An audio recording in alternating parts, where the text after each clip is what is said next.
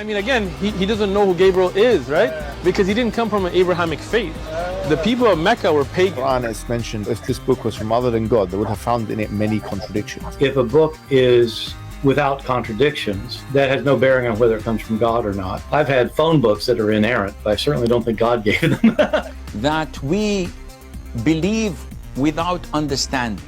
The brother asked a very important question, that most of the scholars say that listening to music, watching movies, and most of the television programs, they're haram. So how can we have fun? Let me tell you, brother, at the outset, that having fun is permitted in Islam as long as the fun is halal fun. That the standard narrative has holes in it. The Prophet tells us because Satan or the devil sleeps over our nostrils. Those who oversleep and not pray Fajr on time, Satan urinates in their ears. I really do think Jesus was crucified and that he really was dead and buried. He thought that he was a son of God in the sense that he was specially chosen by God. I think Jesus really did think he was going to be the Messiah, the future king of Israel. I mean, that is, after all, why they crucified him.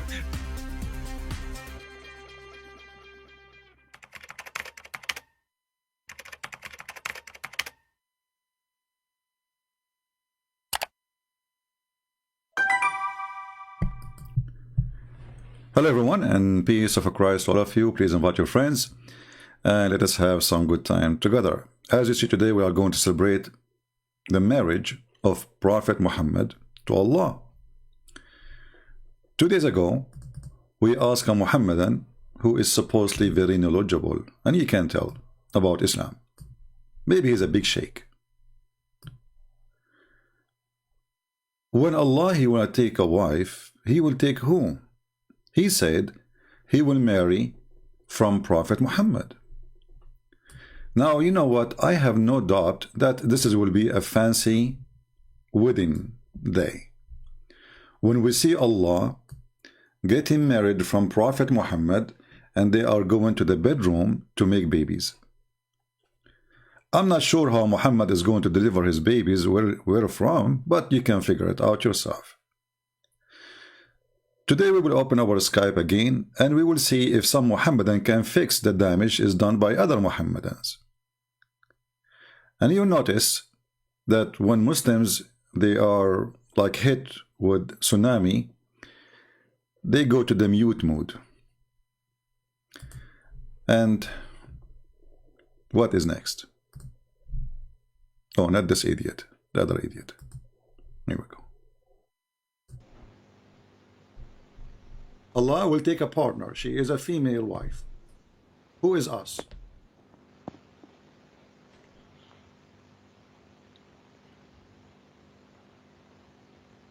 Tock, tock, tock, tock, tock, tock. Tick, tock. Tick. Tock. Tick. Tock. Tick, tick. Tock, tock. Tuck, tuck. Still we are waiting.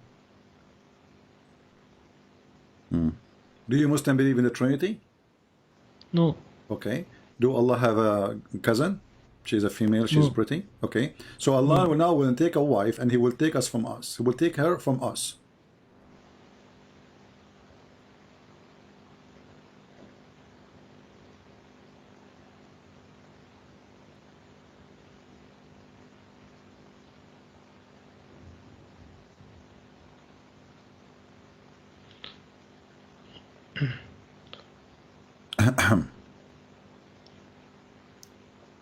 It could mean either from prophets or angels. So Allah will marry a prophet? If so Allah will sleep with Muhammad. If no, it is written if, but if is if only, no?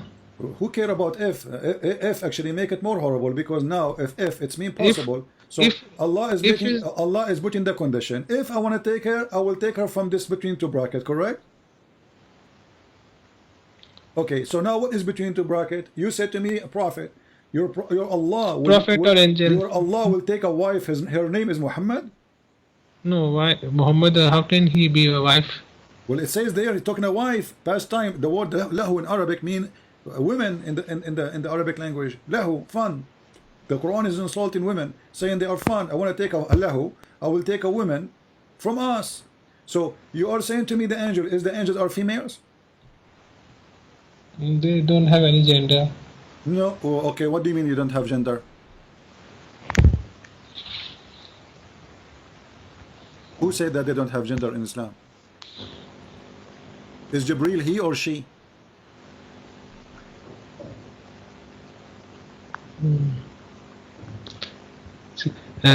As far as I've heard, that angels do not have gender. Okay, what the Quran says, that the kuffar, they say that the kuffar claim that angels are, you know, females. Kuffar claims, no, but okay, but you are it the is one who not the said to case. me, but It you is are, not the case. but you are the one who just said to me, maybe Allah will take one of the angels. Okay, one of the angels or one of the prophet. One of the women. Is any of the prophets in Islam, they are females? Yes. There's female prophet in Islam? Yes. Name one for me, go ahead. Mother Mary. Who? Maryam. Maryam is a prophet? Yes. She was sent to who? She was a prophet. Really? Prophet Maryam? Yes. Where do you get this from? She is a prophet. Okay, where do you get this The from? only female prophet. Uh-huh. She was the only female prophet okay, in Islam. What is the prophecy Maryam she said? Why do you need a prophecy for a prophet? How you will become a prophet without making a prophecy? So are you saying to me that Allah is saying if you want to marry a woman, he will marry Maryam? Yes, could be. Okay. But in order to marry Maryam, you have to be a human being like her.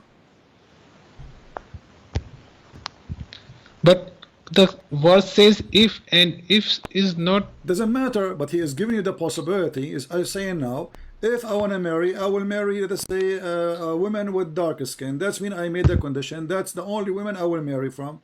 If she have a dark skin, okay. That's mean I will not accept anything else. So if here is just about the condition of the kind, but still the kind doesn't make sense. What do you mean doesn't make sense? It makes a lot of sense. Islam, all of it makes sense. This is why this Abdul is going left and right, up and down like a yo-yo. You have no idea how to say. Suddenly, Allah will marry a prophet, okay, and then you will marry Muhammad, and then he will marry an angel. And we ask him, is the angel female or male? You know, I mean, they are really, really, really messed up cult. Now, we will open our Skype, and we will give the opportunity to the Muhammadan to fix it. Duct tape time. So, Muslims, bring your duct tape and call me and try to fix the Quran. This is my challenge to you. How fast you can duct tape the Quran to make it look better and without holes in it. Actually, already the word holes is used by your scholars. They say that there is holes in the narrative. So bring your duct tape. I will open my Skype and let us see if you can fix it. The one who can fix it, he will earn a reward from Allah for duct taping Allah teaching.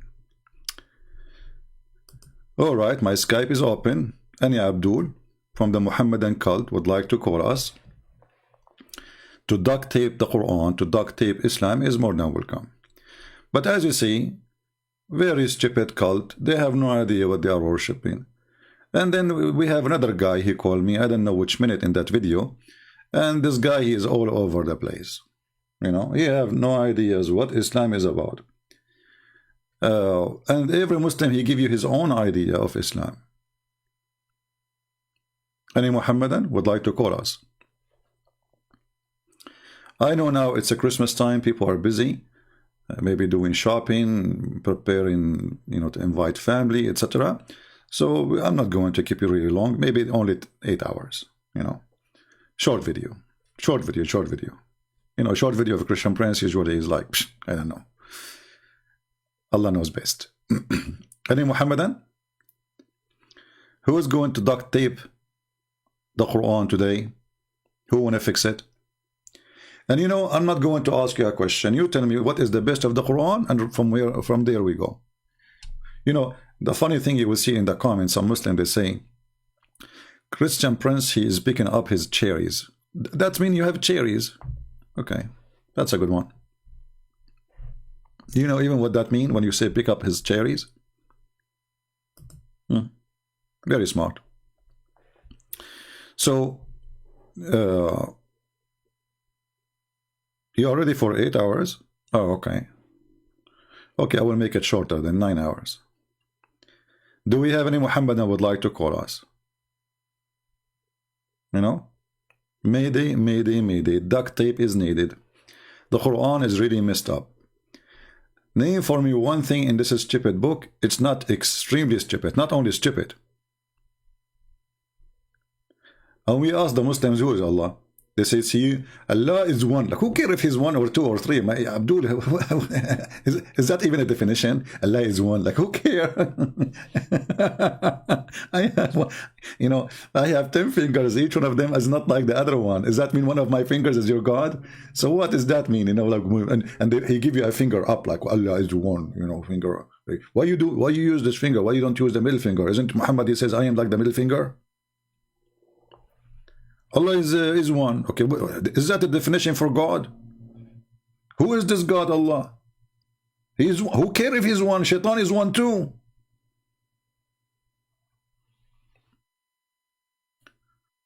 We asked them who is Allah. They say to us, Allah is one. I did not ask you how many Allah you have. And not only that, the other guy, he said Allah will create Allah.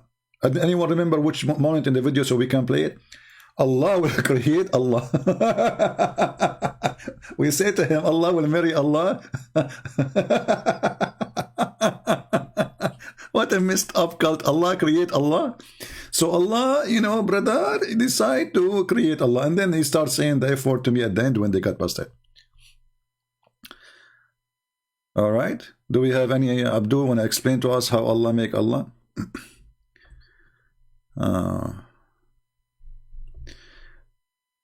Look what a Muslim he says. Look what a Muslim says. Guys, we have a victim. We have a Muslim victim.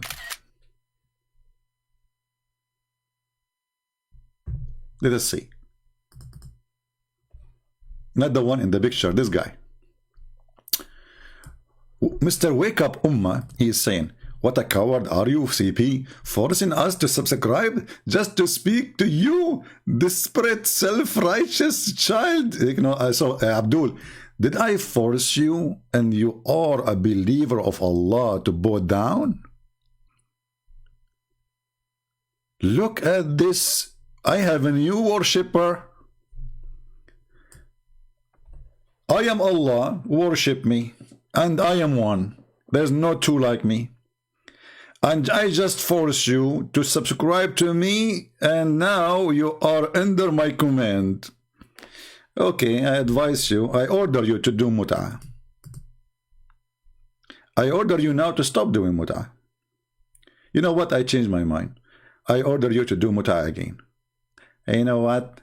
Don't do mut'ah. Have you ever heard of a prophet? He allow mut'ah, forbid mut'ah, allow mut'ah, forbid mut'ah, allow mut'ah, forbid mut'ah, allow mut'ah. What's wrong with this God? And now you've been forced to subscribe to me? Are you going to accuse me of rape? Did something happen? What a victim you are. What a coward you are. You force us to subscribe to talk to you. You think, you know, at least I force you just to subscribe. You know, your prophet, you cannot talk to him without paying him. Look at the Quran. Look at the stupid Quran. Muhammad, he will not talk to Muhammadan unless they pay him first. Muhammad, he opened a clinic, sexual clinic, not spiritual. That's why women, they come to him. Prophet, I saw a water between my legs. Should I wash it? Look at the topic, man. Look at the consultation. Look at the noble man. Look at the noble women. A woman, she is coming to the door of the prophet and telling him, hey, prophet, yesterday I was doing chikabika and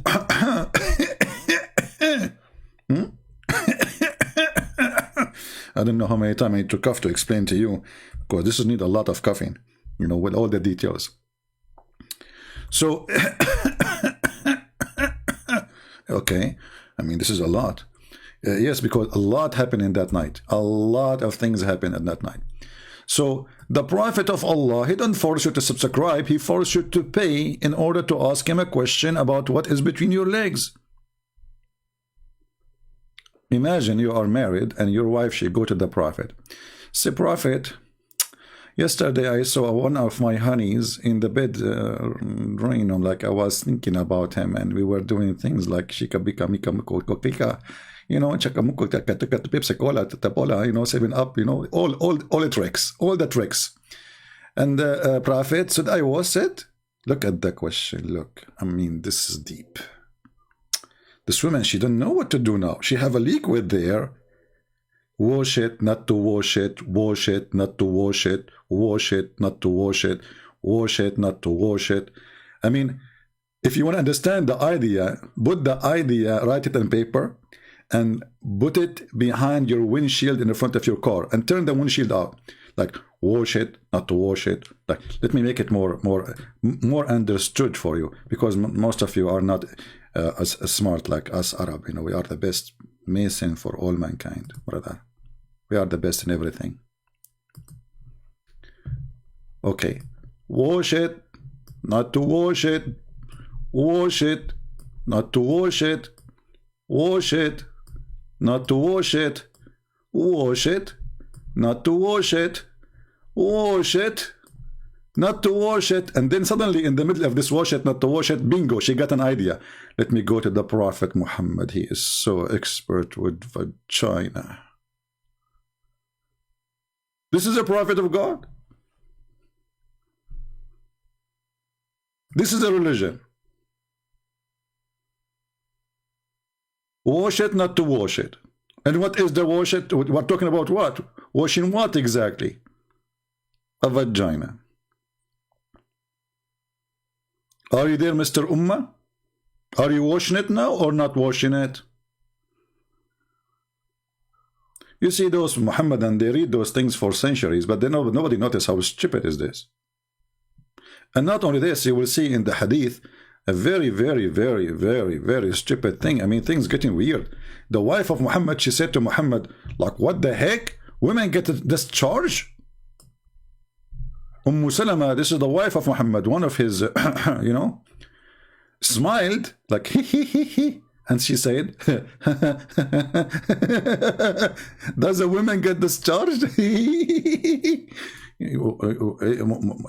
up, Ummah. Your prophet was doing what exactly in the bed to the point his wife, she never get discharged?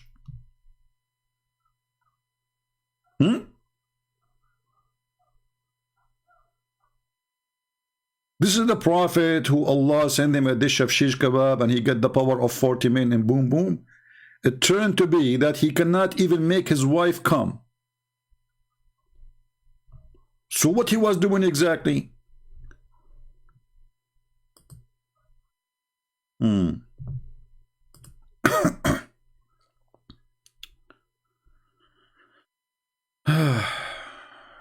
Okay, sound good. Muhammad not mentioned as a prophet in the Quran because the time when Quran was revealed to Muhammad, it is being spoken to him through Jibreel. So Quran is a form the point of a view of Muhammad. What is that? I don't know. Are you a Muslim or you are just making if you aren't a Muslim, I will block you. If you are a Muslim, text me and I will call you. All right? Yeah. Don't text me in Skype unless you are a Muslim. Only Muslims. Only Muslims. Only Muslims. I don't know how many times I need to repeat that.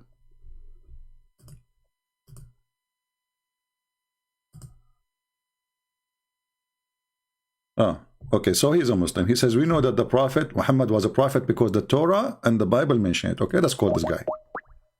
We got a fish.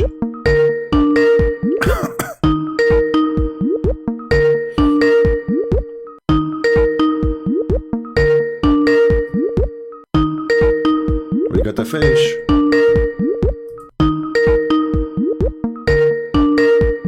Come on, answer, man. Don't do that.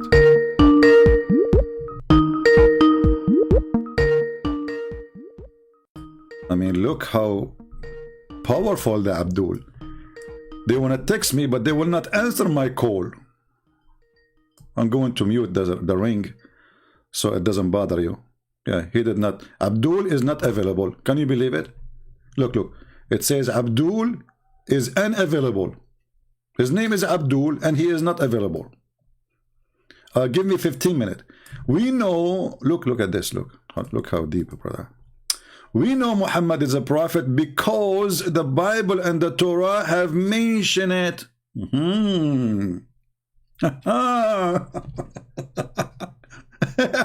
So why you follow the Quran, then follow the Torah and follow the Bible?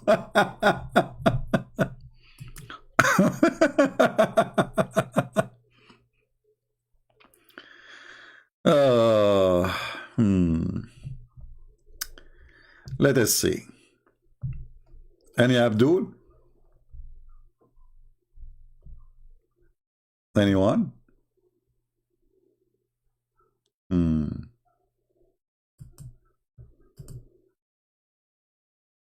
Who there?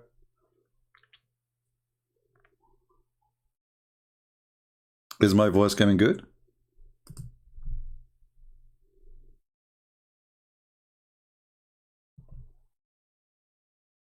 Any Abdul?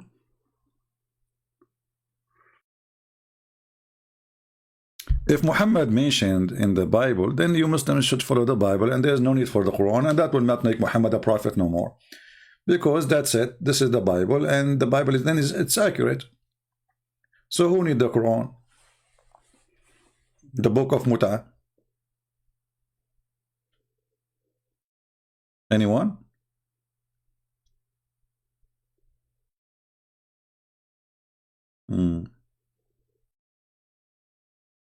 Who is a smart Muslim would like to call us and tell us what's going on? I feel sorry for the wife of Muhammad, by the way. I mean, this woman, she spent many nights with the Prophet, a month at least. And then after all lifetime spent in her bed with him, he did not make her come once. So what he was doing? I told Muhammad, don't play cards. I mean, playing cards is not good. Do you think that Muhammad was drinking too much alcohol? This is why he was not able to do it? Because I heard drinking alcohol, I saw a video of a Muslim saying drinking alcohol will make your will not function. I think this is what happened. Even Muhammad, he said, I was the most weak person between all mankind, in the boom boom business. The weakest man between all mankind. He did not say the weakest in my town. He said mankind. Look how Muhammad is so fast to get the information. Allah, he did study for him. And Allah, he searched for every private part of a male in the world. And he discovered that his prophet Muhammad, his private part is the weakest.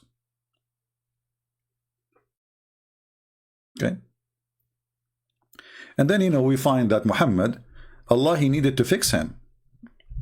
Muhammad, he have a lot of defect. We have to understand. Like if you go in the hadith here,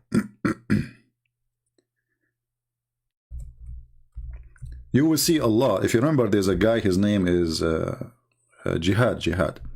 He called me, and I asked him why Allah he need to make a plastic surgery for Prophet Muhammad to install intelligence in his in his testicles.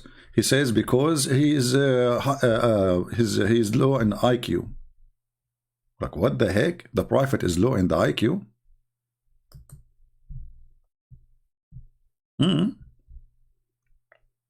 Have you ever heard of a God he sent to? And the funny is, the Muslim, they say to us, if Allah wants something to happen, he say B is going to be. Here we go. Look like the B of Allah is not working with Muhammad. Muhammad is so much damaged to the point he need to send surgeon. His name is Jibril. By the way, Jibril, this guy is good in everything. Do you notice that Jibreel is the one who bring the Quran? Jibreel is the one who take message from Muhammad. Jibreel is the one who fight black magic. Jibreel is the one who can cut your throat and clean your chest and your stomach, and he put it back. I mean this. And then Jibreel is the one who is the perfect to install wisdom and faith. Multi skills. Look at this. So after Jibreel, he took all the material inside out of the chest of Muhammad. You know, here when I see the word material, I was wondering, like, what will be inside the chest of Muhammad? Suicide belt, maybe no. I mean, he did silhouette, no way. TNT, C4. I mean, what is inside the chest of Muhammad? And then he take it out and he washed what? Abodo. Is that Abdul? He would have Abdul inside. No, abdomen. This is many men, they are Abdu. Oh, okay. So all the Abdu men, they were inside the Prophet, and he took them and he washed him with the water of Zamzam. Notice, he cannot wash it with 7-Up. No way. It has to be Zam, 2 Zam, like Zam square. Then he water with his own hands. He cannot use like, you know, like a laundry machine or no way. It's so dirty. So you have to use his hands. So the angel of Allah, his hands get dirty. He put like a container. He put Muhammad belly, stomach, testicles, everything there. And you know, he cleaned it till he cleansed the inside of his body. Man, that's a lot of work. I am guessing that he put even Muhammad inside the container because he is working in the body inside. And then a golden tray containing a gold bowl. Look, everything is made from gold there. Allah don't like, I mean, come on, gold. Golden tray. Yeah, I mean, what do you expect? What do you expect? Allah will send a what? Like a tray made in China? No way. This is a Prophet Muhammad, brother. So, tray containing a gold bowl full of belief and wisdom was brought, and then Jibreel stuffed his chest and his throat blood vessels with it. That's deep. That's really deep. If you don't believe in Allah, it's time to accept Allah as the only one who can stuff your chest with knowledge and faith. You know, there is no other religion, by the way, in the world, including all cults. They believe that faith and intelligence come in dishes. Not even Mickey Mouse. Allah, He brought a dish of faith. You know, I will tell you a secret. Sometimes people, they say to me, you are smart, including Muslims. But I did not tell you. I buy intelligence from eBay. I eat a dish, an average of a dish a day. It's costly, by the way, it's costly. I mean, you have to spend good money for it. A dish of faith. Even faith is coming in dishes in the cult of Muhammad.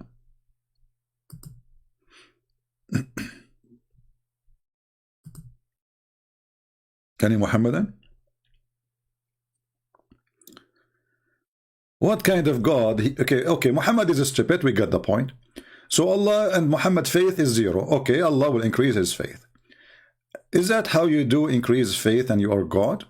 You send a dish of faith? And remember, Muhammad, he said this is story after the surgery.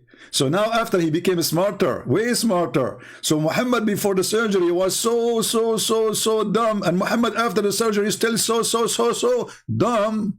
Nothing changed because he told this story after the surgery. So after they fix his intelligence, he is still so stupid to mention such a story.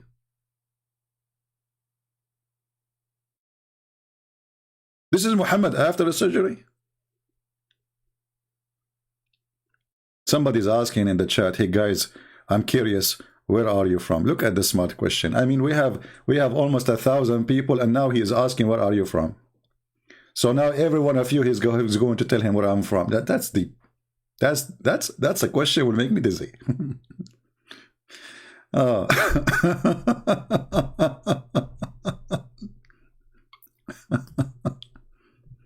Hey guys, where are you from? I will do that in the movie. I will go to the movie and they like the state 2000. You know, people will come in to watch the movie and they will say, hey guys, where are you from?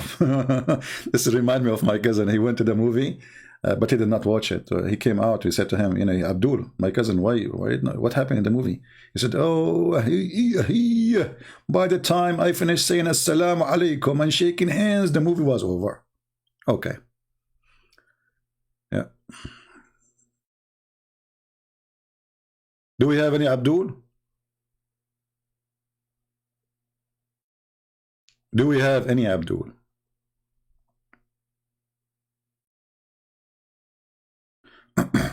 For sure, Allah, He loved Muhammad to death. Actually, the Muslim, they say, do you remember the guy who called me before? We have it recorded many times. They say that Allah, He created everything for Muhammad. Even the chair of Allah is made for Muhammad. The poor Allah will have no chair if Muhammad does not exist.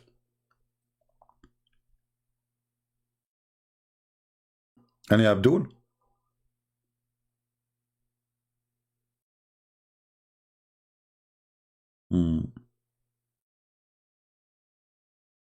Anyone?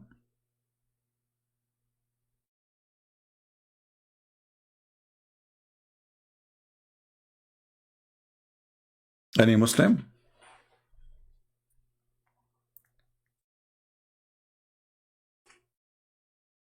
I'm looking at the chat. Everyone start giving an answer about where this guy from.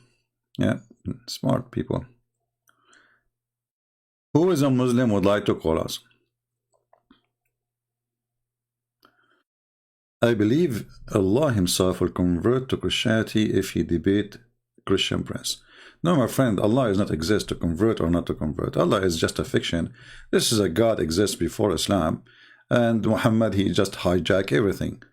Muhammad, he hijacked, you know, Hindu, Sabian, Christianity, Judaism, anything, you know, anything in his way, you know. Yeah, even Alexander the Great, he became a prophet in Islam.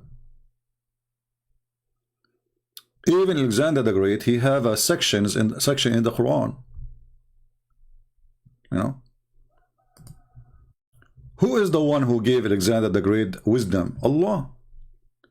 Who is the one who stopped Gog and Magog to come and conquer the earth? Alexander the Great. Who is the one who sponsored that idea? Allah.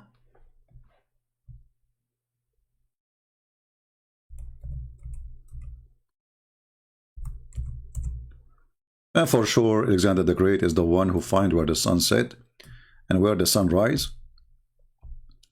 Until when he reached the setting place of the sun, he found it sitting in a spring of a black muddy water.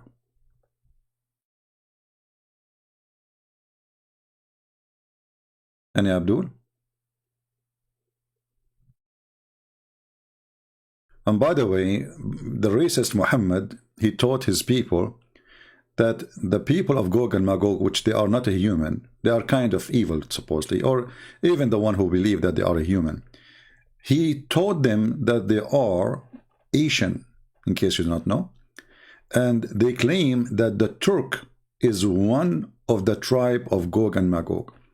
The reason Allah did not put a wall in front of the Turk, because at that time they were not a threat. At that time. And if a Muslim, he dare to say I'm lying, you know, call me and I will show you the reference. Anyone?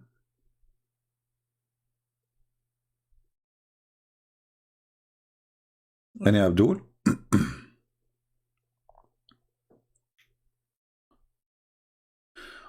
What is your opinion about the theory that Muhammad never been exist?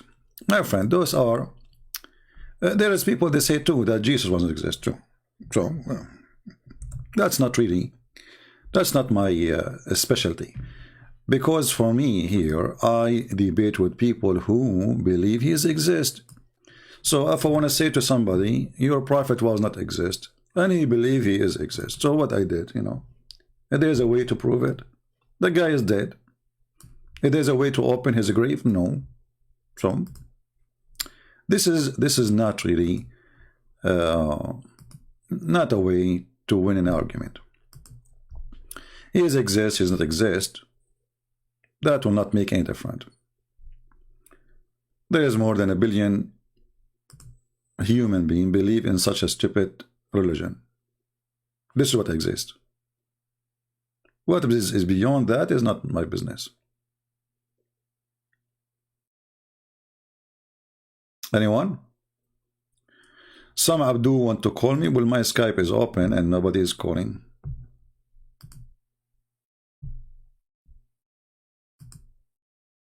No one is calling.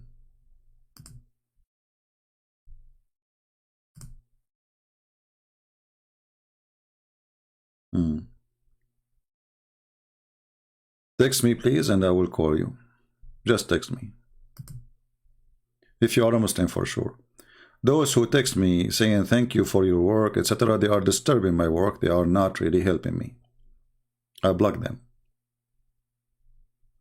We can say the same in the comment section, not in Skype. And I want in the comment section a real comment, not thank you. What I would do with thank you. What is the point? So we stay here for hours to say to me thank you? Say something. After all what you heard, Muslim calling us, Muslim saying things. What do you think about what they said? So this thank you is just like somebody like walking by, he is shy to say nothing, so he say thank you. I don't want it. Do we have any Abdul?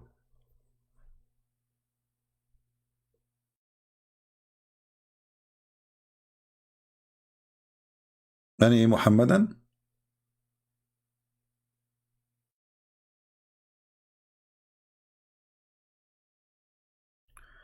Third world countries are suppressed, but suppression can happen everywhere. If you have a dictator, if you have a regime when enforced, like now in America we have socialists trying to take over, right? So they are trying to oppress people. They are trying to force them to do things. So oppression have nothing to do with the nation itself, as much it is let us say the culture, what people accept. People who believe in freedom, they will fight for it. People who became subdued, potatoes, anybody can force them to do things. Focus in the topic. The topic is Islam is not about anything else. It's not about dictators. It's not about Al-Qaddafi. Al-Qaddafi is just taking advantage of a stupid culture he have, tribal. The big tribe take over the little ones, and he start paying money for those who support him, and he stay. And the same, the rest, all of them is the same. That have nothing to do with religion and God, and Muhammad is our topic, not a dictator. Or do we have any Muhammadan? Anyone? Who is a Muhammadan can duct tape the Quran?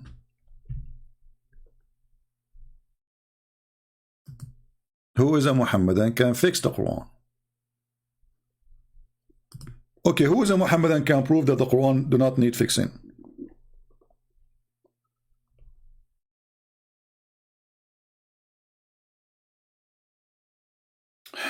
Can you describe the paradise in Islam? I do not need to describe it. Allah, He describe it. By the way, I don't want to forget to mention that we will have our channel, which is going to study the Bible tomorrow. Tomorrow, we will start our first episode, studying the Bible. So if you like to join us, but there, we will not allow anyone to speak about Islam. Nothing, zero. It have to be very clean language. Anyone who posts something in the chat is not right. This is Bible channel. We will block you immediately. It doesn't matter who you are.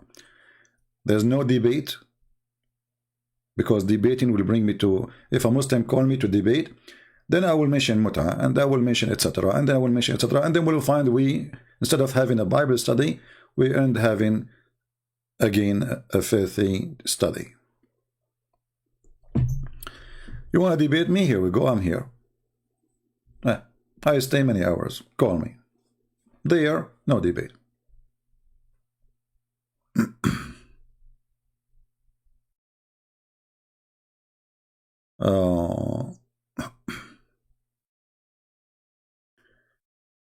So somebody says, can you describe the heaven? There's many videos actually in YouTube. They describe the heaven of Allah, paradise, what they call paradise. You will find it super funny and super stupid, you know. There is a video literally called The Description of Paradise, and it is from the Deen Show. I played this video in a church, and people literally die from laughing. There's a guy, he cannot even breathe no more.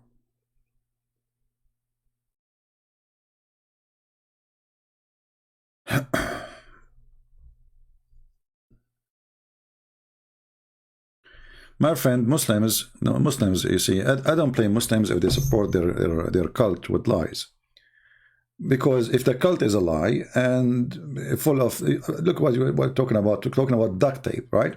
So why a believer would need to duct tape unless he is a liar following a liar? Like when David would ask me, Hijab, your God Allah have hands and body part, he said, who said so?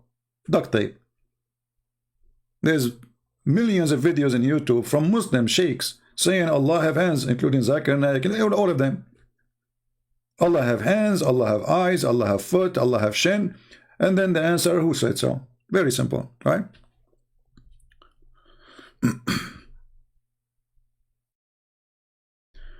Could you please tell us about Islamic eschatology?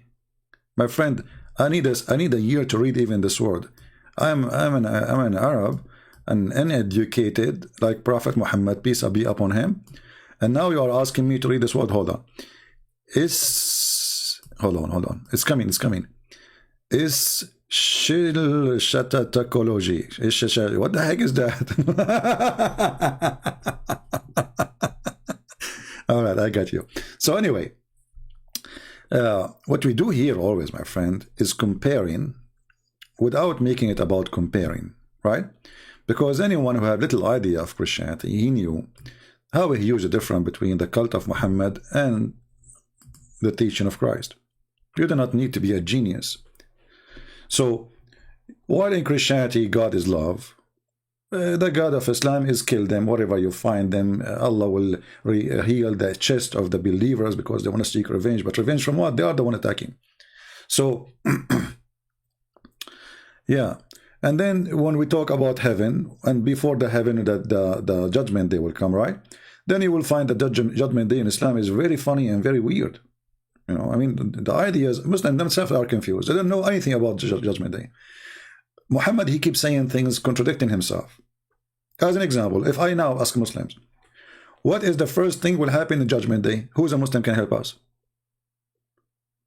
Eschatology? Yeah, I got it. No worry. We are just joking, my friend. People don't know Christian Prince if he is joking or not. I can read English fluently. You know, Shakespeare, my cousin, his real name is Shakespeare. What's wrong with you? Like, hello, we are the founder of Englishity. But Allah speak Arabic only. Okay, anyway. So, if you ask Muslim right now, how the judgment day work in Islam? What is the first thing will happen in Islam? In judgment day. Actually, there's a Jew, he came to Muhammad. Supposedly he's a Jew. And he asked Muhammad, I will ask you a question which no one knows. 3 questions. And look, they have to be 3. They can't be 4. No, Trinity. They have to be 4. No. 3. They have it to be 3. I will ask you a question which nobody knows except a prophet.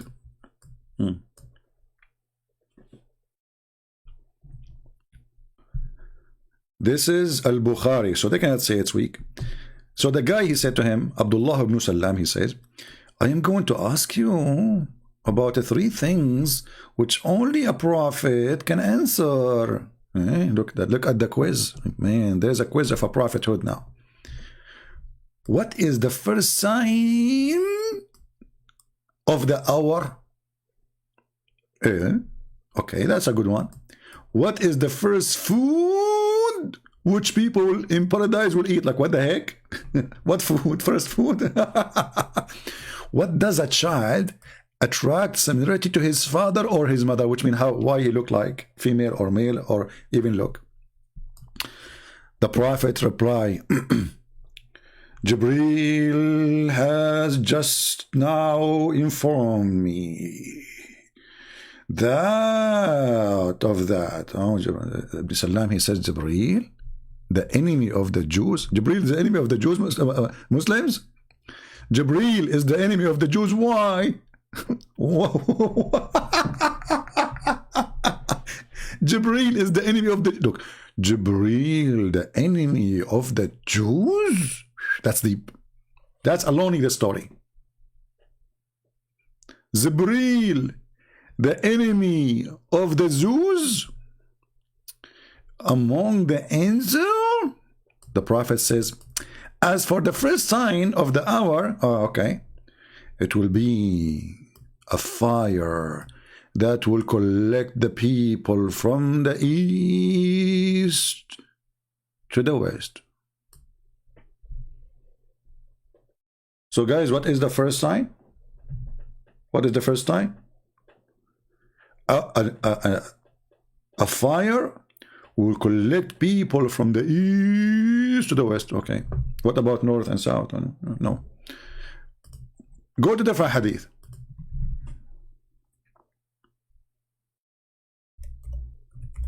What is the first sign of the hour, Muhammad?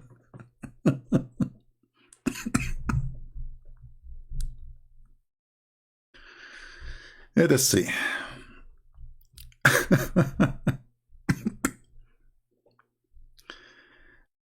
We are trying to find some hadith about as-sa'a. Look at this.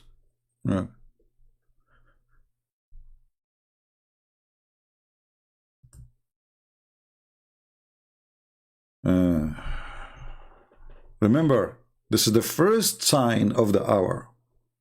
The first sign. The other question was, what is the first sign? Look what Muhammad says here. Allah Messenger says, the hour will not be established till the sun rise from the west.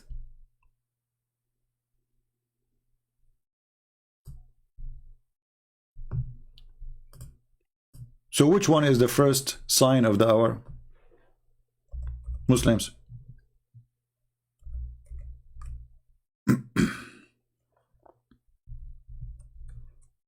Any Abdul can help us? Different hadith. Muhammad, he changed his mind.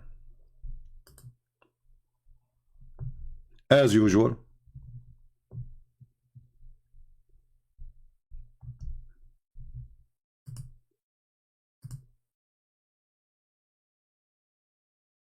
Let us see.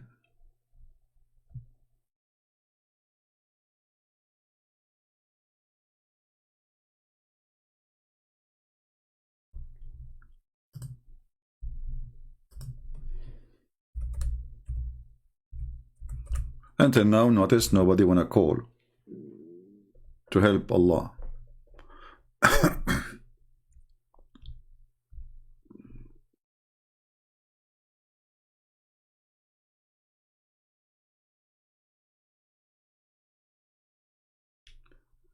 All of those is about the signs of the judgment day, but we want to go.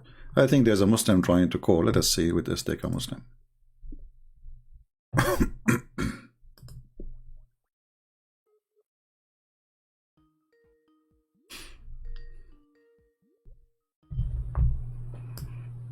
Hello?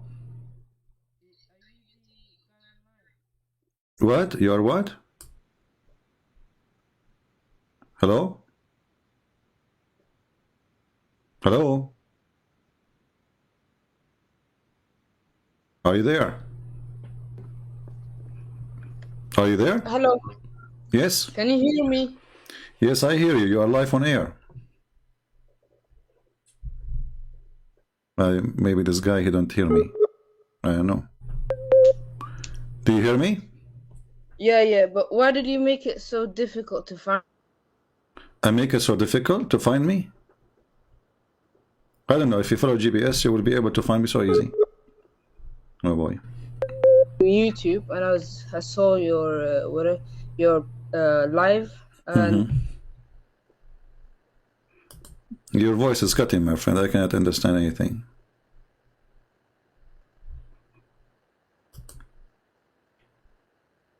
Hello? Are you there?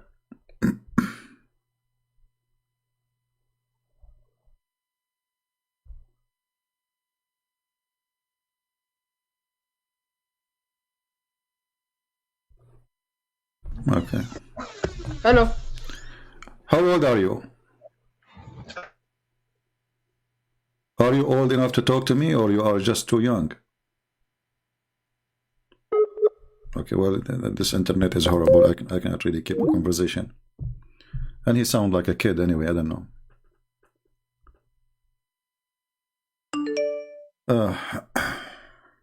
He's trying to call again. Okay, let's see. Not available.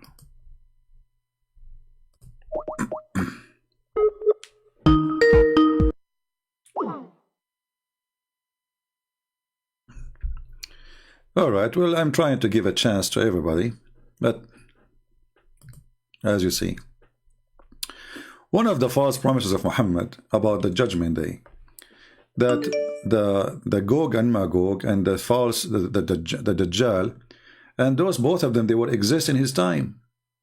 Muhammad in his time, he claimed that the Gog of Magog people or creatures, they open little hole in the wall to come, and he was scared. So supposedly they are coming in his time and nothing happened. And then about Ad-Dajjal, you know the story of Al-Jassasa, where supposedly Muhammad told the people about a group of Muslims. They went to an island and they found the Antichrist there. You know, this guy keep calling me. Let us call him.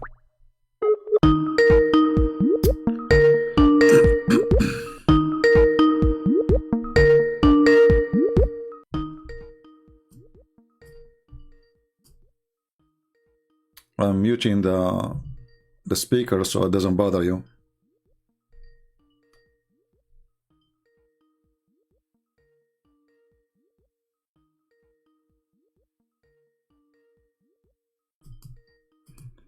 Okay, that's not working. We're wasting time. If any Muslim would like to call us, please feel free. So one of the lies of Muhammad, that the Dajjal will be from the signs of the judgment, the hour, the judgment day. And this Dajjal is the Antichrist, is the false Messiah. But in the same time, he claimed that this man, he was existing his time, and he was in an island, and he was chained. And he is coming very soon. And this guy, he keep calling me. Okay, let's give him a chance. I mean, I don't know. I called him many times, still it's not working. He's asking me, do you want to debate? No. Hello? Yeah, I hear you now. Go ahead. How old are you, my friend? Are you old enough or you are too young? How old? Are you like a grown man or you're what?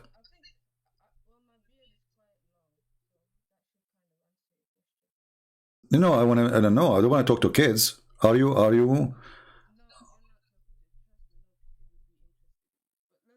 Okay, so you are over 20, 25. Are you over 25? Okay, no problem. So what do you want to say to us? Go ahead. Sorry, because your voice sound like you know, too young, so I want to be sure. Go ahead. Mm-hmm.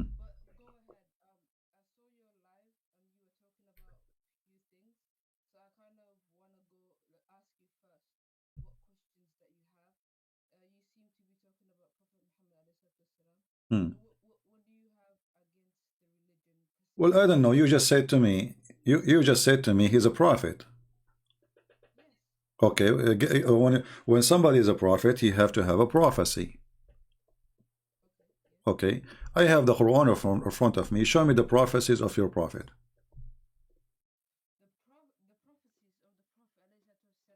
Hmm.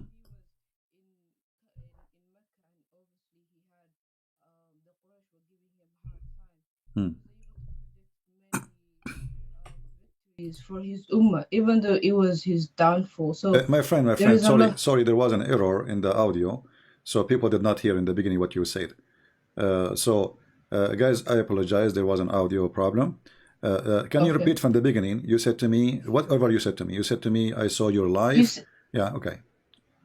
Okay, you said what a prophet needs to have prophecies, correct? Yeah, okay. So Prophet Muhammad والسلام, and I asked you if you are over 25, you said yes, correct? Yes. Yeah, because people, let me explain, because people in YouTube, they have a difficulty to hear you. So now it's lagging.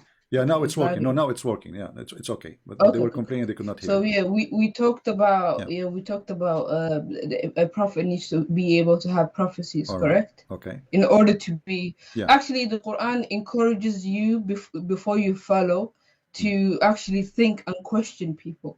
So the Prophet ﷺ, before he was a prophet, he was known as the Amin, who's well respected, as-Sadiq, who tells the truth. So he was already a cherished character within his ummah, correct? Okay. So everybody believed him. Let me ask you then. You said that the prophet is known to be Amin. What Amin mean?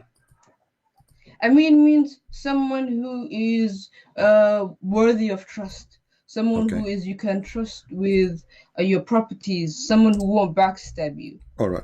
So what do you think? I have a friend. Going back to your question, that a prophet needs to have prophecies. We want to stop here for a second. We want to stop here for a second. We want to stop here for a second. No, let me. You said that Muhammad. You said Muhammad is an Amin. Go ahead. And I have a friend. He wanted to marry a woman, and this woman, her father don't want her to marry from this man. He's my friend, and then they agree to make the father drunk, so they can convince him that he married them already. What do you think about my friend? Is he Amin? Is he trustworthy, or this is a dirty trick to do? First of all, you seem to be jumping from one place to another. That's it is you who mentioned it. It's you who mentioned it. Is you who mentioned the word that Muhammad was a trustworthy. This is why we have to stop. No, look.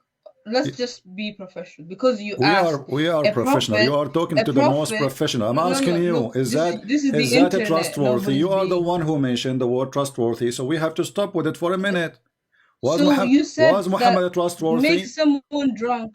You said make someone drunk. Yes. Make someone drunk. He made he made the father of the wife, the wife he want to marry, drunk, and his wife, both of them did that. And in order to convince him, when he woke up in the morning, that they got married, and he was blessing the marriage. Why are you asking that? What do you think about a person like this? Is he trustworthy, or he is a fraud? Why are you asking me that? I'm asking. I want to see your opinion, because I want to see the ethic you have in your background. What kind of ethic? Is that a good ethic for you, or is this a very bad person? I think maybe you need a dictionary to know what Amin means. How making someone intoxicated a good thing? Like, do you know what the word Amin means actually? So, because what kind of scenario are you talking about? So is that made him a good person, or made him a very filthy person? I think that's for you to answer, because you don't know what I mean. Is how I'm asking you now. Help me. You made someone. My friend, help me. You made someone intoxicated, unaware of their surroundings, because that's what alcohol does. It makes you loose. It makes you not fully cognitive. Okay. So how is tricking somebody? I mean, like, what? Why are you asking me that? So he is not wrong. Okay. So you are saying to me this is not trustworthy person, correct? He's bad. Go ahead. Yeah. Okay, he agree. Well, this is what your prophet did. This is a Sirah Nabawiyya, Ibn Hisham. This is volume number 1 and page number 239, and this is the chapter name Imtihanu Khadija Burhanul Wahi. I'm guessing maybe you speak Arabic, do you? Yeah. Okay. Read for me. As long as you speak Arabic, I want you to read. I put it for you on the screen. You read and you translate. Go ahead. I'm not looking at your live right now. You need to look. You need to look so you can read. Do you want me to give you the Go link? ahead, you read it. You read it out loud. I'll listen. I can No, I want understand. you to read it and you translate. Look, right now I'm not close to it, so go ahead, you read and My I'll friend, listen. It open the doesn't really YouTube. matter, does it? Just be sure it's muted. Read for us what is in the screen, please. Go ahead, you read. I'll listen. Are you going to read or not? Go ahead. You will No, not read? I'm not gonna read. Go ahead, read. No. I'll listen. What if I give you the link and you read from there? Just Is that an read. excuse? Why is that so long? Just Because read. you claim you speak Arabic. I want to see how you Look, speak Arabic. Do you speak Arabic? we look. Just Look, read it. I'll do you- listen. Do you There's speak no Arabic? need. Do you speak Arabic or I'm not? not gonna read. Okay, I'm going I to read in do. Arabic. I'm going to read in Arabic and you translate. Is that fine? Go ahead, no problem. Okay. Go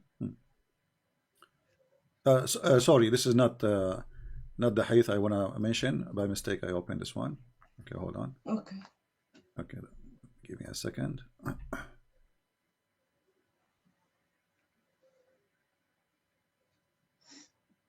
Khadija, she made her father drunk Okay. in order to marry from Muhammad. And Muhammad, he have no problem with that. Let us see. And I will open a trustworthy source. So Muslims, Which is what? which is your Islamic Which is books, Islamic books, Islamic books, you know. What book is it? You will see. No, tell me what book is it? You will see. Tell us the source and everything. Sure, I will show you. Always, I show the source. We will never mention something That's without the good source. to know. Oh. A reliable source as well. 'cause Sure, any sure. It source have to can be. wrong. Yeah, yeah. Okay. Okay.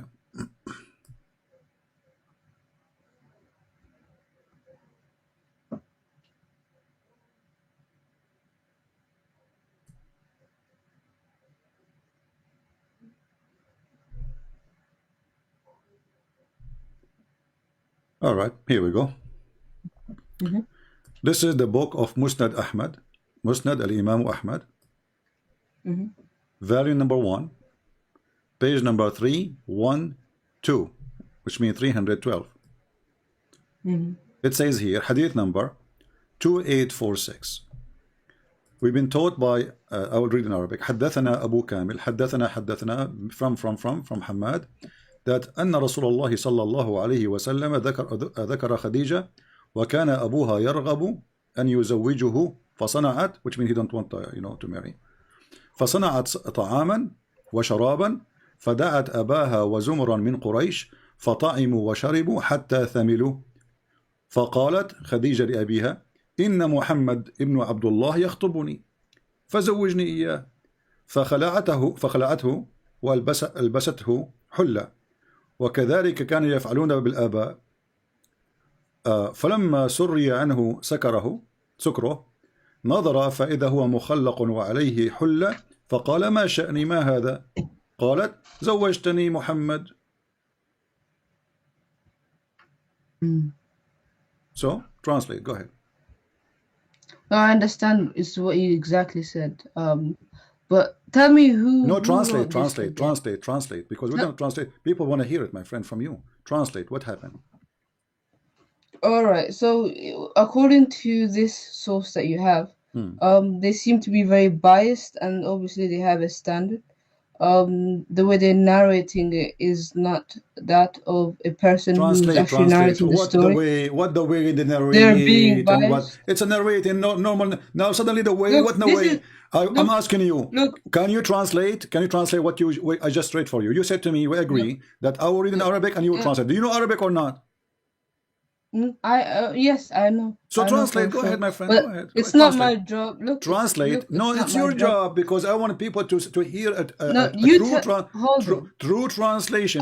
Maybe I'm lying. Maybe this is Christian Prince. He is not saying what it is there. So we agreed. Let's be First, you professional. refused to look at it. Let's be Secondly, you refused to professional. have the link. and now you don't want to No, translate. Why not? why are you so stressed? You need to like calm down first of all. My friend, Tell me who wrote here this. we So have this person here we is are not a bunch of kids. I ask you, are you over the age of 25? You said yes. You are a grown man. So okay. okay, read translate. So this whoever you got this source from is biased, and it's What not bias? This is authentic. Musnad Imam Ahmed. Imam Ahmed is biased now.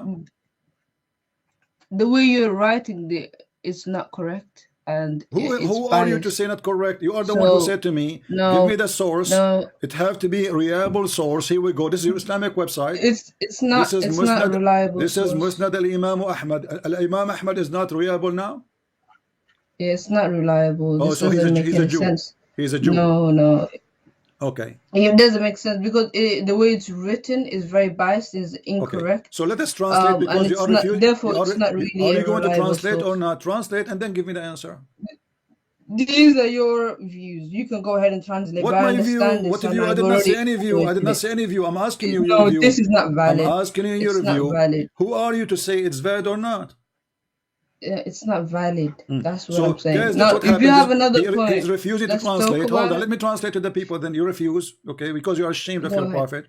Okay, so it says here that Khadija, she wanted to get married from Muhammad. Her father, he don't want that, so she made food and drink, which means alcohol, and she invited people from Quraysh, the tribe of Muhammad, her tribe too, and then they ate and they drank until they get so drunk they cannot even which means they almost faint.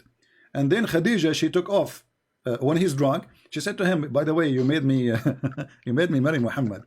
And then she took off his clothes and she dressed him with the new clothes, so when he wake up in the morning he will find himself dressing what they use to dress for parties. Like everybody, when you go to a wedding party, you don't wear a normal clothes. Remember, they live in the desert, so they have a fancy clothes they wear only when they have an occasion. So look how evil she is. She took off his clothes to fool her father, so he can believe that he married her, which means Muhammad never married Khadija, because the marriage have to be by the agreement. And this man never approved it. They made him drunk, and Muhammad in the morning he announced himself that he is married to Khadija, and this is how they became married, by a fraud. Your words. I think you're very brainwashed, and I think that the sea of information is there, and if everybody is responsible for their whatever information that they collect.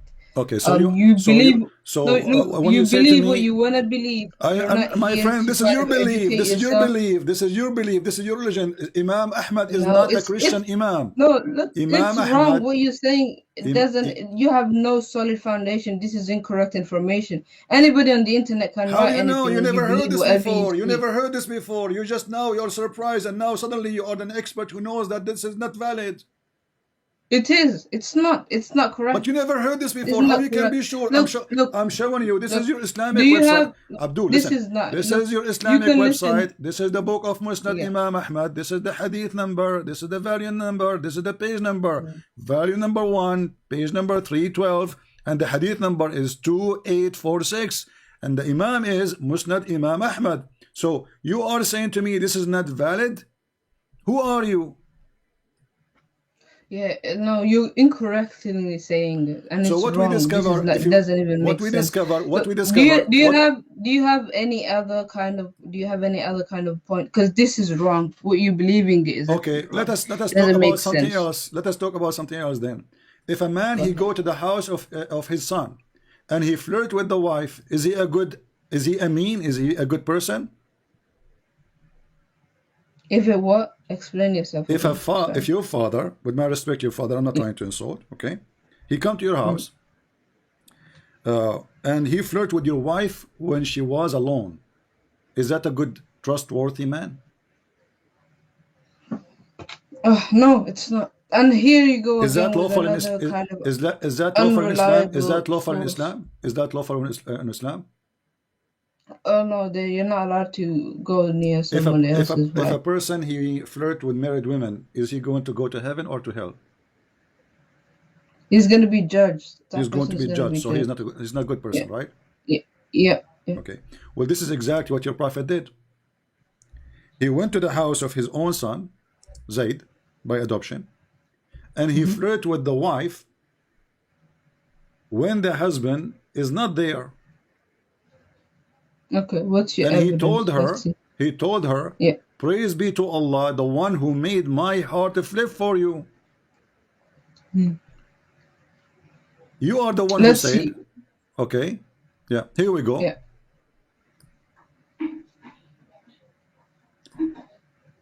نكاح النبي بزينب بنت جحش. It says here,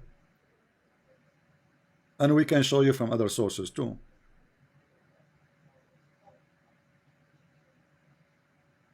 فجاء زيد إلى منزله فأخبر sorry, let's go from the beginning. جاء رسول الله صلى الله عليه وسلم بيت زيد بن حارثة يطلبه وكان زيد إنما يقال له زيد بن محمد. So Muhammad, he came to the house of Zayd, which is his adopted son, and he used to be called the son of Muhammad. فربما فقده رسول الله. So he wanted to check on him. He go to him.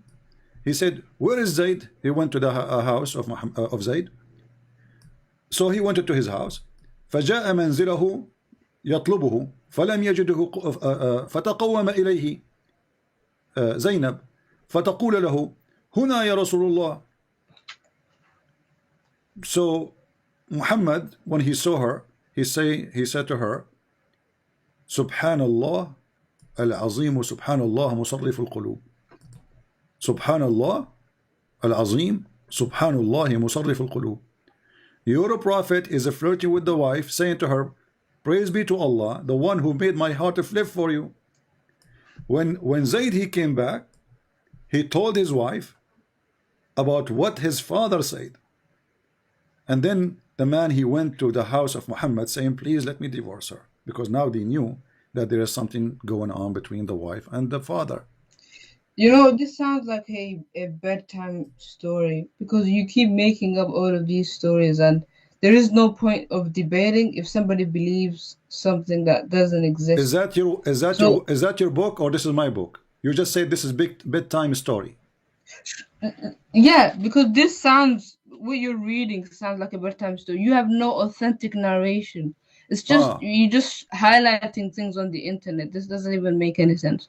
Show me an authentic. Show me in the Quran or a hadith. Okay, so this is somebody said. Okay, so look like yeah. Anything I will show you is not authentic. Yes. Because it's fairy tale. What you're reading is fairy tale. Like, do you want me to give you okay, a star? Can you give me names of some scholars you agree that they are trustworthy? All the main ones, yeah. Like who? Like who? Give me some names. But let's go with the Quran and no, give me some names, because I don't know what to do. Whatever I give you, you say it's not trustworthy. So give me some names, like what? Al-Jalalain, Al-Qurtubi, Al-Tabari. Who is the trustworthy for you Muslims?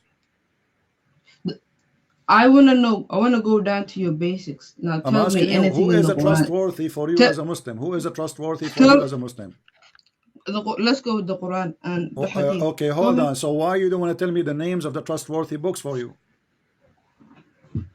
Is it Jalalain trustworthy? Is it Jalalain trustworthy? No. Is Ibn Kathir trustworthy? Is Al-Qurtubi trustworthy? Or they are not?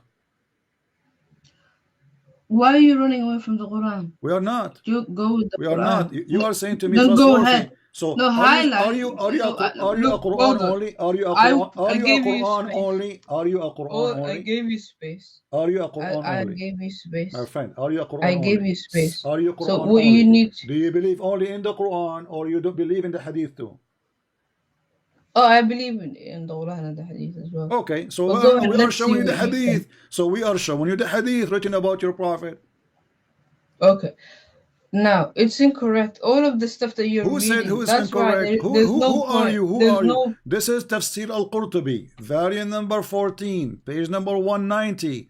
It says the same, that Muhammad, when he came to the wife of Zayd, he flirted with her, and Allah, he sent wind, and he left the curtain. So, and she was almost naked, متفضلة, and you read Arabic. في منزلها فرأى زينب فوقعت في نفسه. So he saw Zainab and he felt for her, which means he want to sleep with her. ووقع في نفس زينب أنها وقعت في نفس نبي. So Zainab, she knew. Hold on. So you are saying to me, Al-Qurtubi, who is a biggest scholar in Islam, is lying about your prophet.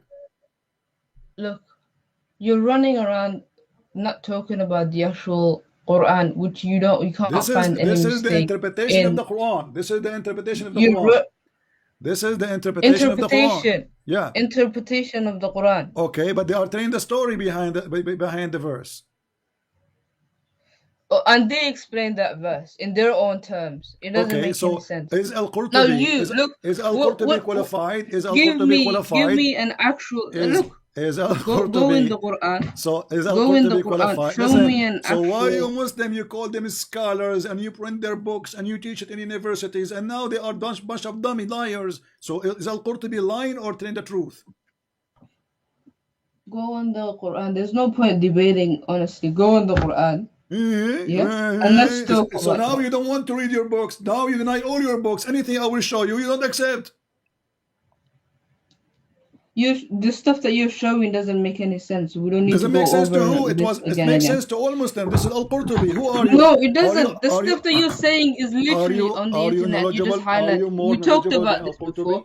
You're avoiding the big topic, which is the Quran. If you want to talk about the Quran, you're more than welcome to.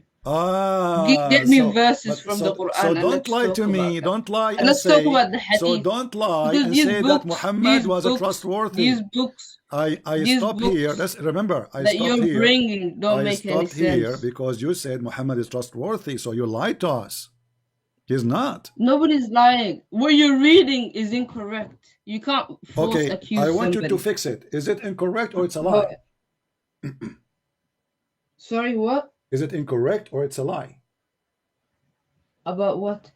About Muhammad flirting with the wife of his son. It's incorrect. What does that mean? Is it a lie? Is it a lie or no? It's a lie. It's a lie. So why you why you Muslim write such a thing in your books? Those are your scholars. Why they are writing those? Look, we talked about this. This isn't right. What do you mean? Because it's shameful. The sources now let's go to the Quran. This isn't in the Quran are you going now to accept the Quran or not? Let us go to the Quran. No, it's in the Quran too. It's in the Quran too. Read with me. In chapter 33 in the Quran. Bring it up. Muhammad Zayd, he go back after he heard that his wife been flirted with the father. Hey, listen. Look, go on the Quran. Show me the exact verse. Read it out loud. Chapter 33, verse number 37. Go and read it. Read it. You read it. I'll listen to you. Go ahead. I'm losing my voice. You read it for me. Can't you tell? I'm shouting. You read it. No, you like. My friend, you are the Muslim. What's wrong with you? Do I have to read everything for you? Read at least. Are you wasting the opportunity to read to the kuffar the Quran? I'm giving you the honor to read the book. No, read it. Maybe you get Hidayat. I'm going to hang up on you if you don't read it. My friend, I'm losing my voice. Read it for us. What's wrong with you? You will not read anything. You like to talk a lot, so I'll give you the stage. Go ahead. No, it's your prophet who like to talk a lot. Here we go. The man, he came to the prophet and says to him, please let me divorce my wife. Muhammad said to him, oh no, don't divorce her. So Allah, he says to him, why you are hiding what is in your heart to her? Look, read the ayah. Just read it. I gave you the ayah. I gave you the ayah. You read it and everybody will laugh. Chapter 33, verse number 37. Your God Allah is supporting a man who is flirting with the wife of his son. And he's saying to him, why you lie? Why you lie? You don't tell the man that you want this woman. Why you don't tell him what is in your heart for her? The verse in the front of you.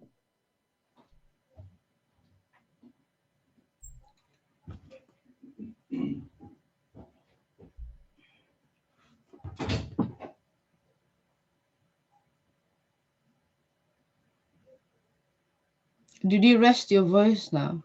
I'm waiting for you to You read. said you are over 25 years old, right? Speak as a man. Come on. Go ahead, just read. I'll listen. You read. You are a potato now. You are being smoked before we start even debating. We did not debate yet.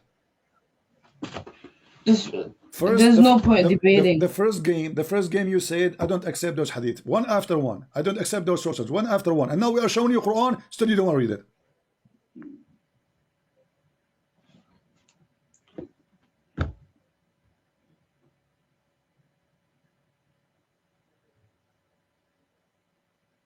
What kind of a grown man you are?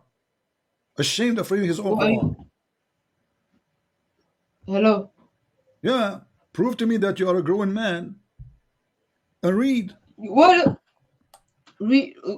You. I listen to you reading. Go ahead, read. I do not know how to read. I'm like your prophet, illiterate. You just said you're gonna read it. Go ahead. Well, read. There's no point doing to read, this. he squeezed me, and I forgot how to read again. He squeezed me to activate me once, and then second, and then the third time I forgot again how to read. You read it. Go ahead. Are you ashamed of your Quran? I'm ashamed to be talking to you, honestly, because it seems like I know, because now it's recorded and everybody will laugh at you. Everybody will laugh at you for the coming century. Some people want to know what's right, and some people don't actually want to know what's right. And it seems like you're a man child, and very kind of unprofessional as well. Yeah. So why don't you just read this for us so we can talk about it? Okay, I'm going you know to what read. I mean? Okay, I'm going to read for you. Okay, I'm done reading. It's your answer now. See, chapter 33, verse number 37. Exactly, this is what I'm talking about. Yeah, I'm professional. It's not worth talking to you, honestly. Yeah, and you are a potato. I am. And you are a potato. Oh, what you need to do, open in your phone, open chapter 33, verse number 37, and read for us. You ask me for Quran, I'm giving you Quran. Read it. But you're talking like a 5-year-old, honestly. Read it. Read it. Be a man. Be a man once in your lifetime. Stop washing dishes to your wife. I heard her behind you laughing at you. There's no point. There's no point arguing with you. There's no point, exactly. Yeah, but you cannot answer. Answer what? There's nothing to answer. I just showed you the verses. You asked me, you said, show me the Quran. You said to me, show me the Quran. What kind of God? He said to his prophet, why you are hiding what is in your heart for this woman? What he have in his heart? The woman, she's still married. If you read it out loud, we will talk about it. So go ahead, read it out loud. You are 30 years old and you don't dare to read your Quran. Who said I don't dare to read my own Quran? Then read it. Why would I be here if I don't? So read it. I'll wait for you to read it. Go ahead. So it turned to be from the beginning when you said to us our prophet is a trustworthy. He's a scumbag. What kind of a man? Even in Al-Qurtubi says, if the eyes of the prophet fall in a woman, she is married, her husband must divorce her so the prophet can F her. This is the trustworthy. All right, so there is really no point talking to you. There's no point. Hang up. Go run. You're talking about potatoes. Run. Put your tail between your legs and run. Who cares? Hang up. Either you read. You ask me to show you the Quran. I'm showing you the Quran. No, I think that some people. What is in the heart of Muhammad? It says here, you hide what is in the heart of you. What is in the heart of Muhammad? The man, he came to Muhammad saying, I want to divorce my wife. Muhammad said to him, don't divorce your wife. Look at the coward. A second ago, he was flirting with the wife, sorry. And now he is saying to the man, because now he getting busted, embarrassment, don't divorce your wife, okay? Don't keep your wife. So Allah, he made a verse for him supposedly. Obviously, Muhammad making that. So Muhammad, after the guy, he left, he said to himself, why he did that? I want the woman. So he made a verse claiming that Allah told him, why? Why, Muhammad? Why you hide what is in your heart for that woman? Huh? Allah manifest for you that you are going to sleep with her. Take her. She is yours. But the woman, she is married. Yeah, there's no point arguing with your kind. There is no point. There is no point. Yeah, see, there is no point. Very immature. So you lied to us about your prophet being trustworthy. He is not a trustworthy. He's a scumbag. And you cannot defend that. No, I think you're the scumbag. Well, you have to prove it. I never go to my house son and flirt with the wife. You do? Who knows? I never. Who knows? Yeah, maybe. I don't have a son anyway. I don't go to my friend's house and flirt with his wife. glad that you don't. I'm very glad. Yeah, so I'm All right. no, don't worry. I'm going to have 20 There's no kids point. soon. I'm going to have 20. I'm going to have 99 man. kids soon. I will do the same as Solomon. He had sex Wasted you. Abdul Potato. Go. I wasted my Go. time. Next time, let your dad call me. 30 years old. What a potato you are. Coward. So don't lie to us, Muslim, and say Muhammad was trustworthy. Even his marriage is a fraud. What kind of a man he agree to use alcohol to make the father of the wife drunk? And how he can quote even a wife? She's not his wife because there's no marriage. In the morning he wake up, he find them together. He says, what's happening here? They said, don't you know you married me yesterday to him? And this is written by your scholars. And then you call me and you tell me our prophet was a trustworthy. He was called a Sadiqul Amin. The honest. The trustworthy. Yeah, right. He is very trustworthy.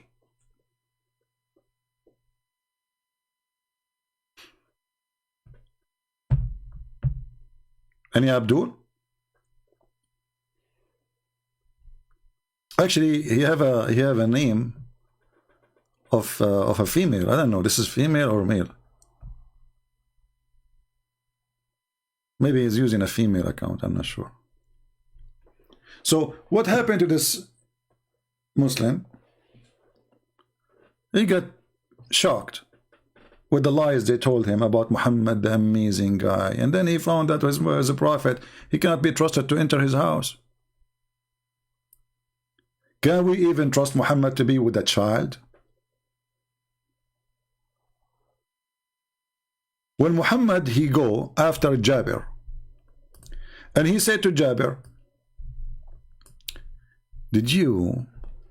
why you are in rush, Jabir? Jabir, he says, I'm newly married. Muhammad, he says, did you marry a child so you can play with her and she play with you? Jabir, he said, oh no, I I did marry a widow. Muhammad, he said to him, why you don't marry a little child so you can sport with her? She make you laugh. She will amuse you. This is a trustworthy? He go after a married man and he start whispering in his ears like the devil. Make him believe that he should leave the women he married and go after a kid. This is the trustworthy? This is the good friend? This is the good prophet? Whispering like the devil in the ears of a man, he is already happily married. What's your business?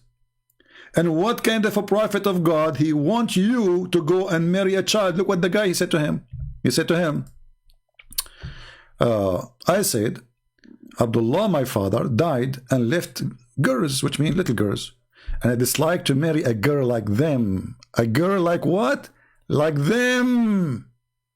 So I married a lady, so she may look after them. Muhammad, he want him to marry a little child. She needs somebody to look after her, instead of marrying a woman. This is the trustworthy.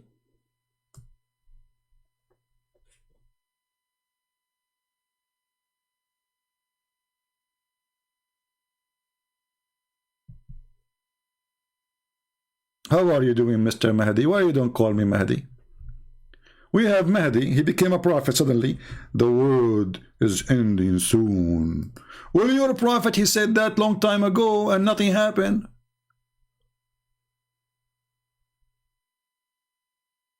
You're a prophet, Mr. Mahdi. He said, اقتربت الساعة وانشق القمر عن غزال صاد قلبي فنفر. Your prophet said, the journey is too near, do near, and then nothing happened. Is that true? Is that true?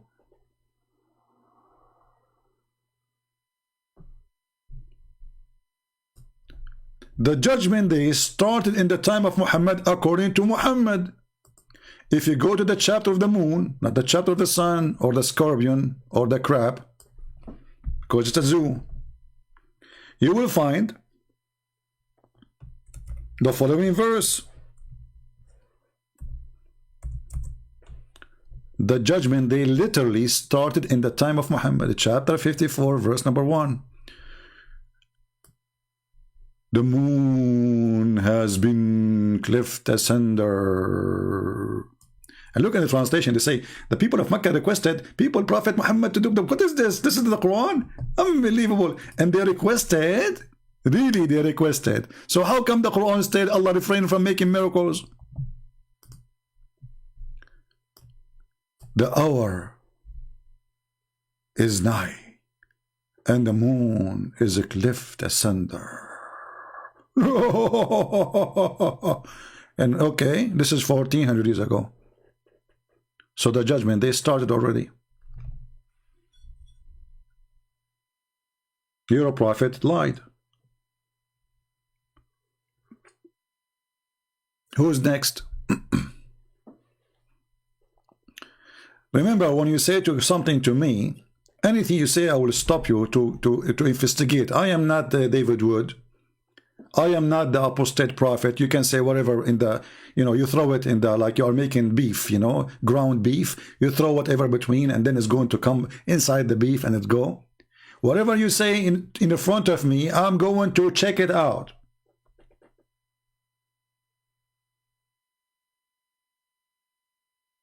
I am not like those who will let you through some lies between.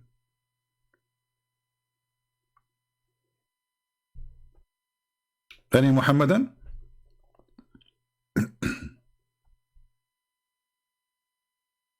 Is that a false prophecy or this true prophecy? And Allah, and who is the one who split the moon? And did Allah make a verse, I glued the moon again? Because the word split mean it became two pieces, literally separated. So did Allah make a miracle and glue the moon again?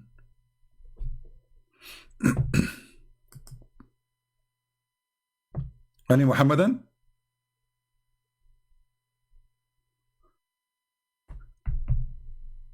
Anyone? Who is next? And then the Muslims, they will make a video to refute a Christian prince talking to himself. We open the weapon sky for them. Call me, prove me wrong. Here we go, a bunch of potatoes. This hadith is not true because it doesn't make sense. So if it's not true and it doesn't make sense and it's not right, why you Muslim have it in your books? Isn't it weird? This hadith, brother, obviously is a fabrication. It's da'if. Anything is embarrassing is da'if. And da'if, by the way, is accepted. This is why Sheikh Hamza, he said, the da'if hadith is a weak hadith is a weak argument. Go watch his video. He said weak hadith is a weak argument. Yeah, and he was trying to use the duct tape by saying this is da'if and this is not accepted and this doesn't make sense and this is not right and this is duct tape. Here we go. We asked them to not to use the duct tape too much, but they cannot resist the temptation of duct tape power. But you cannot use duct tape with me.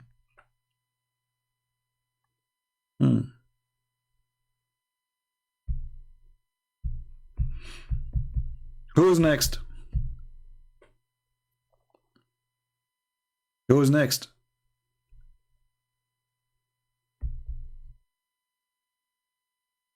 So Muhammad is not trustworthy. He's a very bad person. Extremely disgusting person. A thief. Pedophile. Like, he loved to lie as a business. Even the Quran says that Muhammad, he told his wives to lie. He told all his wives to who knows his secret to lie. The God is a liar. Muhammad is a liar. His wives are liars. The hadith are liars. The sheikhs are liars. That's what the Muslims they say to us.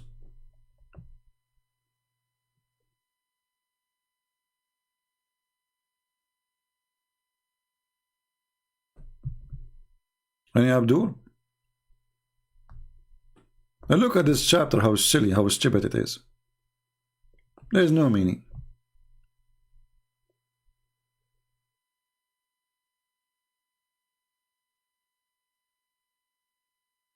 Any Abdul?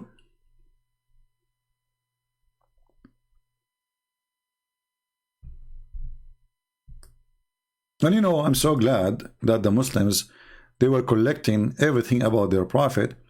So today we can read it.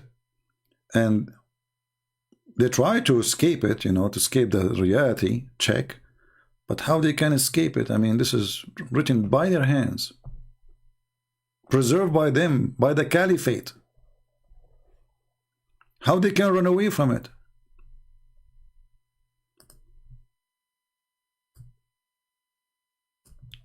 Do we have any Abdul? Until now we have only one Abdul.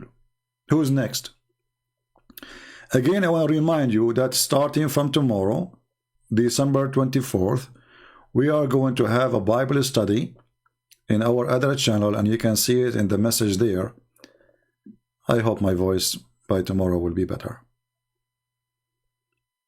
Any Muhammadan?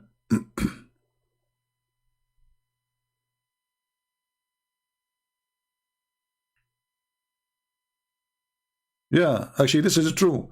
Everyone who bust CP, don't dare to call CP. Isn't it weird? As long you can, bust CP or easy. Why you don't call CP? Isn't it weird? My Skype is open.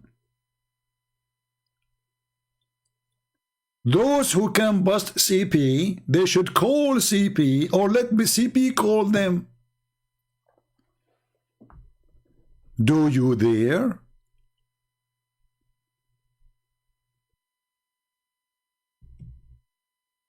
Anyone? And by the way, the more they make videos, I mean, they make videos, they put cartoon, they put funny pictures, supposedly this is me, whatever. And Christian Prince, suddenly Christian Prince, he became a Mickey Mouse also, you know. You are bringing more people, oh, that's all. Because even the Muslim who never heard of me, he will wonder, who is this guy? Let us go and watch. And then when they come here, they see that it's a ability of Allah.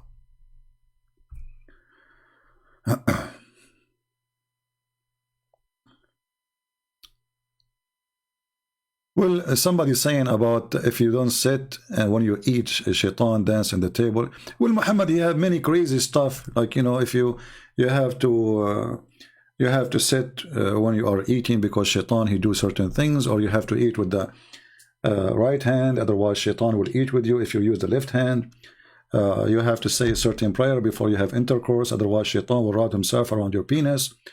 You have to say a certain prayer before you enter the bathroom, otherwise shaitan will play with your anus. This is Muhammad, what we can say. And yet they say he is a prophet.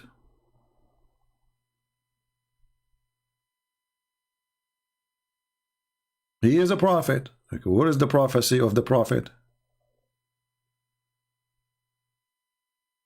How Muhammad is a prophet? So people like this guy, how do you call? Use a Skype, Mr. Hamza. Use a Skype. You never heard of a Skype? So those people, they used to speak to Christian. They say the prophet was trustworthy, and the Christian, what do you say? Okay, he was trustworthy. The prophet was amazing. Oh, he was amazing. So when you talk to me, I will stop you with everything you say. We can't just let it go. We have to investigate the truth of it.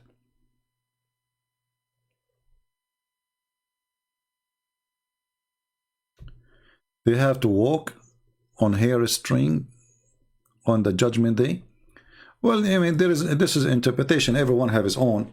But the Muslim, they believe there is something it's called as-sirat al-mustaqim. And because the word sirat is not an Arabic word, it's an Aramaic word. So those Abdul, they come with their own, you know, fiction interpretation, and they try to use the Muhammad trying to explain.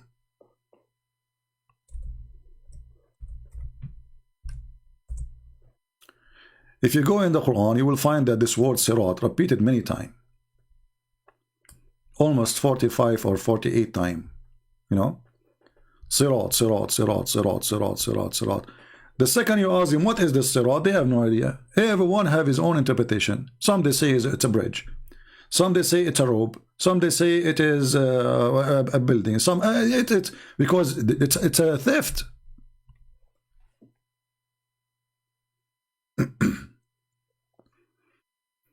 Who's next? Who's next?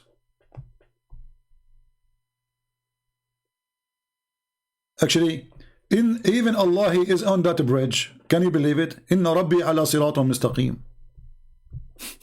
How Allah is in that bridge? What He's doing there? And look what they translate the word sirat, straight path. This is a chapter 11, verse number 56. You go to the front chapter, the beginning of the Quran, chapter 1, verse number 6. Show us the straight way. Is it really straight way? It's not curvy?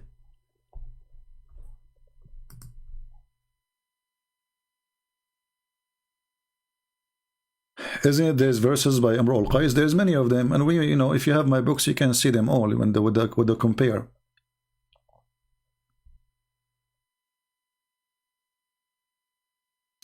Do we have any Abdul? Mayday, Mayday. Who is Abdul? You know, when this Muslim guy, he was talking to me, we have 1500, and now we dropped to 1260. Look like people, they like to see fight, huh? Yeah, very peaceful people. They love fighting. You read for me, you read. Okay, I'm illiterate like you. Have you ever heard of a prophet? He is illiterate. The Muslim, they say the Bible speak about him. He was illiterate. The Bible speak about illiterate false prophet. They say we are illiterate because they are lying. They are saying we don't understand. So they claim that they do not understand, so they don't practice.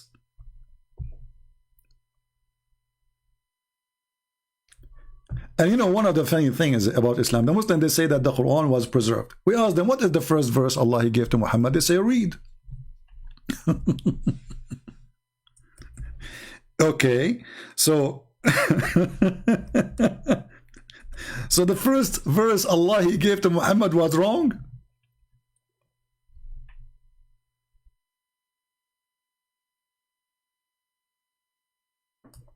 He said to him, read. Why he said to him, read? If Allah knew, if Muhammad knew how to read or not? Maybe Allah made a mistake. He thought Muhammad, he can read, but later he figured out that he cannot. And secondly, the Muslim, they say if Allah wants something to happen, He say be is going to be, which means will happen. Here we go. Allah says to Muhammad, read it 3 times. Still Allah could not make Muhammad read. And if the Quran is preserved, so how chapter 1 in the Quran became chapter 96? They say to us, Prophet, he informed us to change the locations, but isn't this a corruption? And where your Prophet, he says that, show me. And shouldn't your Prophet, he follow Allah order? If Allah gave him this is the first one, who is Muhammad to make it at the end of the Quran?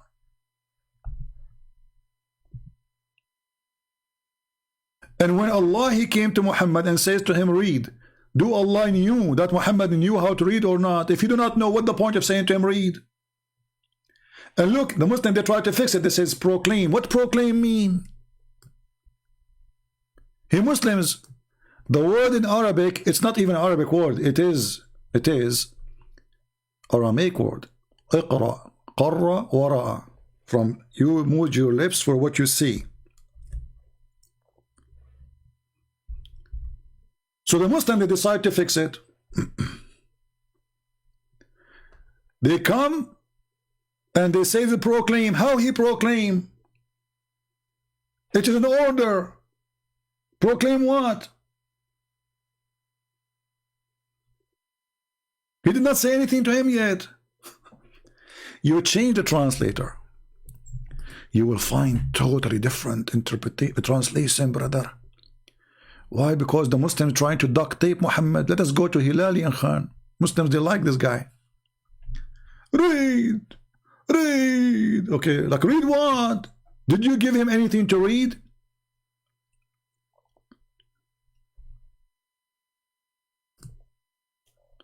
There's a bunch of Abduls once, they decided to get me busted. So they made a video, I forgot the name, otherwise it's going to be fun to play it. Said, Christian friends, Allah, he said to him, read mean recite. Oh, okay. Mean recite. But recitation, it have to be something from the memory. This is the first word. He have nothing in his memory yet. So when you say to a person recite, he have to recite something in his memory. Well, Muhammad did not receive any memory from Allah yet.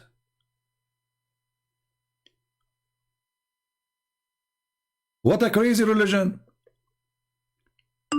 And now Allah said to Muhammad, read. Did Muhammad, was he able to read?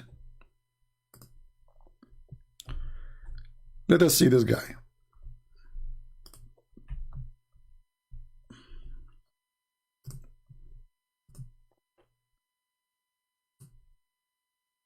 We have a Muhammadan trying to call us.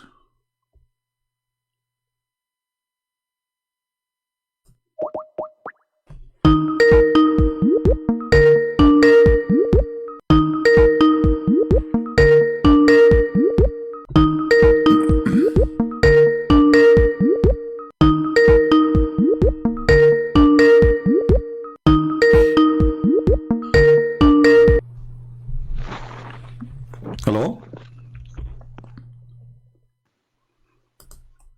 Hello? Hello? Yes, I hear you. Go ahead. Are you a Muslim? I subscribe first to your Okay. Thank you for calling.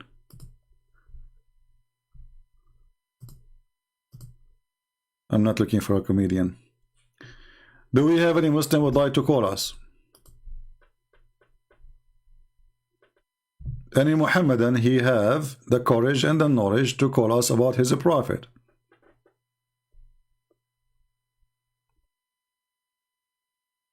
Anyone?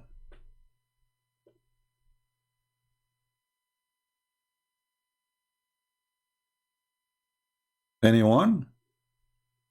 Any two? Read. And look, even from the beginning it is stupid. I'll read and then name the one who created you from a piece of thick congealed blood. Have you ever heard of stupid statement?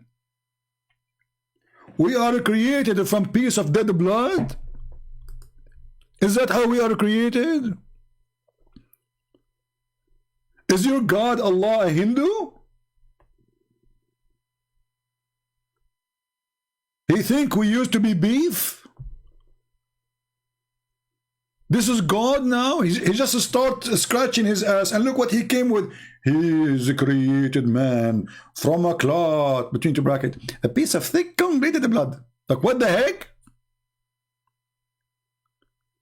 Between two brackets, now they're trying to fix it. They're trying to make it more understood. Brother sister, from between of thick congealed blood. Are you sure? Yes, brother, we are very sure. Can we call Zakir Naik? Go ahead. Tadadam, tadadam. Tadadam, tadadam. Tadadam, tadadam. Christian Prince, don't call me. Zakir Naik, we are calling you because you are a doctor and we need now a doctor immediately. Christian Prince, I'm so happy that you are dying. Zakir Naik, I'm not dying, don't worry. This is doctor, we need a doctor for consultation. Christian Prince, I'm so happy that you are sick. Zakir Naik, I'm not sick, I'm not dying. I'm just going to ask you about a consultation. You the said you are calling me because you need a doctor. That means that's a good sign. Alhamdulillah, Allah killing you. Zakir Naik, listen. Allah is not killing me. I am live on air and everybody is laughing at you. You are an idiot. Stop being an idiot. Be a doctor for one time in your life. Christian Prince, I can show you my degree. And I am a doctor. I graduated from India. Zakir Naik, I don't know where you got it from, but you are an idiot. Unless you prove me wrong. Okay, go ahead. So when Allah, he says he created the man from a clot, and that is a congealed blood. How in the world this has happened? Christian Prince, first of all, show me your faith. Show me your faith. Okay, Zakir Naik, we are talking about the Quran now. What does have to do with my face and my bum and what's wrong with you? Christian Prince, first of all, I'm busy right now a meeting and I cannot talk to you because you're a kafir. Like Zakir Naik, a second ago you were a doctor and you are excited and I'm dying and I am sick and you are thanking Allah for my death and now you cannot answer how in the world the Quran says such a stupid thing. Christian Prince, first of all, I'm going to warn you. First of all, I want to invite you to Pakistan. In there, I welcome you, very warm welcoming. Zakir Naik, you want to invite me to Pakistan? What will we do there? Are we going to go to Mut'a? Christian Prince, behave yourself. Mut'a is forbidden. Zakir Naik, he allow it. Exactly. And then he forbid it. Exactly. And then he allow it. Exactly. And then he forbid it. Exactly. And then he forbid it. And then exactly. What's wrong with your prophet? Why he allow it, forbid it, allow it, forbid it, allow it? That means he is confused. I'm confused about it too, so we can do it. Christian Prince, I'm very respectable man. I don't do mut'a, I rent women. Zakir, you rent women. Christian Prince, mut'a is a form of renting. So when you rent mut'a, you are renting. For how day you can rent her? It depends. Like 1 day? It depends. 2 days? It depends. Isn't the Prophet says 3 days? If you like to increase, you increase. Exactly. Zakir, are you going now to explain to me the verse in the Quran, chapter 96, verse number 2 or not? Christian Prince, first of all, I can't hear you. Zakir, come on. Chapter 96, verse number 2. Christian Prince, are you there? Zakir, for the sake of the shin of Allah, you hear me very well. I can hear your far. Here we go. I heard it. So why you will not read for us 96:2, explaining how stupid the Quran is? You're a doctor. Go ahead. Christian Prince, are you there? Christian Prince, I can't hear you. I'm here. I can hear you. Sorry, I'm going to hang up. Zakir Naik, don't do that to me. Now, come on. People are, this is embarrassing for Islam. Christian Prince, I'm hearing you. Zakir Naik is gone.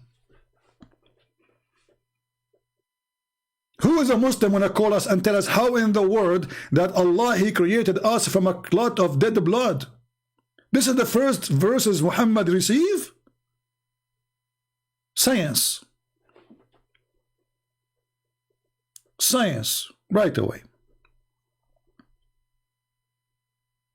Takbir. Take a beer.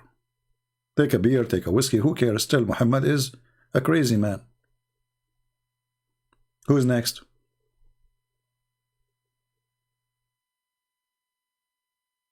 Stop, I'm dying. Here we go. They will accuse me of killing some people now because they are dying from laughing.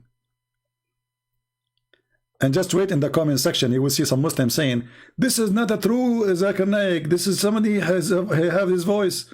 Can you believe it? They make videos to expose me. Suppose says, this is not Zakir Naik. Smart. Unbelievable. Super. I mean, this religion make you smart. The Muslim, they discover that this is not a true Zakir Naik.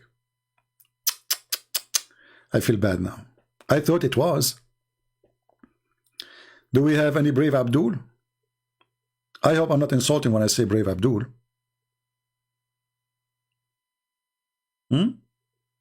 What happened to Hamza, the one he said he want to call me? Why it taking him so long, Hamza? Any Muslim? Here we go. Somebody saying, I love how you make Zakir Naik. My friend, this is a true Zakir Naik. He's next to me. Zakir Naik. They are saying it's not you. Christian Prince, they are stupid. I'm telling you, just tell them. Christian Prince, First of all, I can open my camera. I can tell you my theft. No, Zakir Naik, don't do that. People will run away. The second they see your face, everybody will disappear. Please, already I'm suffering. You know, like we don't have even the 2,000 people here. So don't open your camera. We are safe. Christian Prince, please, for the sake of Allah, let me open my camera. Like Zakir Naik, don't do that, man. You cannot open your camera. Come on. Don't do that. You are wanted in India. They will get you. Okay. Thank you, Zakir. Good boy. Okay, Zakir, just go outside now, play. All right, we have Mr. Hamza texting us.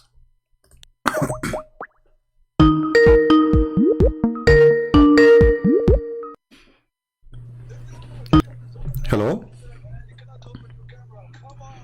Hello? Mute YouTube, yeah, Hamza. Hello? Can you hear me? Yes, I hear you. Go ahead, my friend. What do you want to say to us? You're live on air.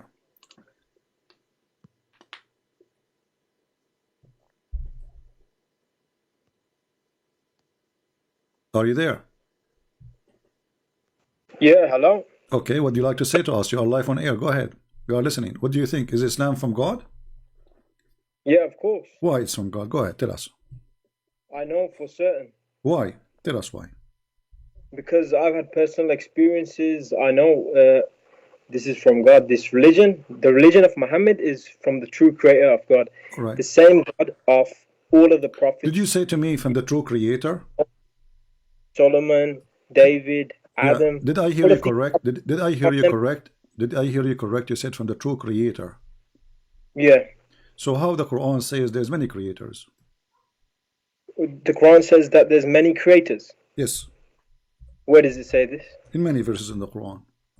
No, does the Quran say that there is the one God? Only one God. You see, you are the one who said to me the creator, so you are contradicting your God now. Chapter 23, verse number 14, it says Allah is the best of the creators. Best of the creators. Maybe, no. You're misunderstanding. That's not what it means. So Allah, he says he is the best of the creators, but there's no creators. So no, you're just playing with words. I'm not playing. I mean, this is the word how it is in the Quran. No, that's playing with words. Okay, my friend, is that what the Quran is saying, or I'm making things up? It says in chapter 23, verse 14, Allah is the best of the creators. Yeah, okay. If we look at it in that sense, creators meaning if there are any creators, are there any? If there's only one God. Okay, no? so let me understand now. So let us agree together. There's no other creators, right? Yeah. So when Allah, he says the best of the creators, this is a lie. No, it's not. Because how he say, if I am the only student in the classroom, and then I say to my mother, hey mother, oh, I got the number 1 grade, okay. I am the best of the student, but there's no other students. That's mean I'm lying. No. Okay, so what does it say? Allah subhanahu wa ta'ala is the best of the creators. Mm-hmm. So when it says best of the creators, it is addressing at the same time if there are any other creators. That's a powerful language of the Arabic in the Quran. If you're reading Allah is the best of the creators, then it's addressing if there are any other creators. So, but do you see here it says if? Are you adding words to the Quran now? He did not say if. He says Allah. So blessed be Allah, the best of the creators, which means he's confirming there's a creators and he is the best. No. This is like strong language. It's a strong language. How strong it is? Okay, exactly. Guys, it's a strong language. A strong language. It says he is the best of the creators. So if there's only one creator, he is using the wrong language. This is strong language in the wrong location, because if he is the only creator, then there is no other creator. So this is a phrase which is fraud. Okay, so let me say something. Because during history there were people who created like pyramids, huge schemes, and so these people thought they were something of themselves, but they were nothing. So this, when he says of the creators, it's saying if and where. No, it's addressing the possibility. Because your Quran, no, my friend, because your Quran put definition of those who they can be called the creators is the one at least can create a fly. Quran put the definition for it, so you can play with it. So when the Quran says how you worship somebody, he can't even create a fly, and fly even can steal their food.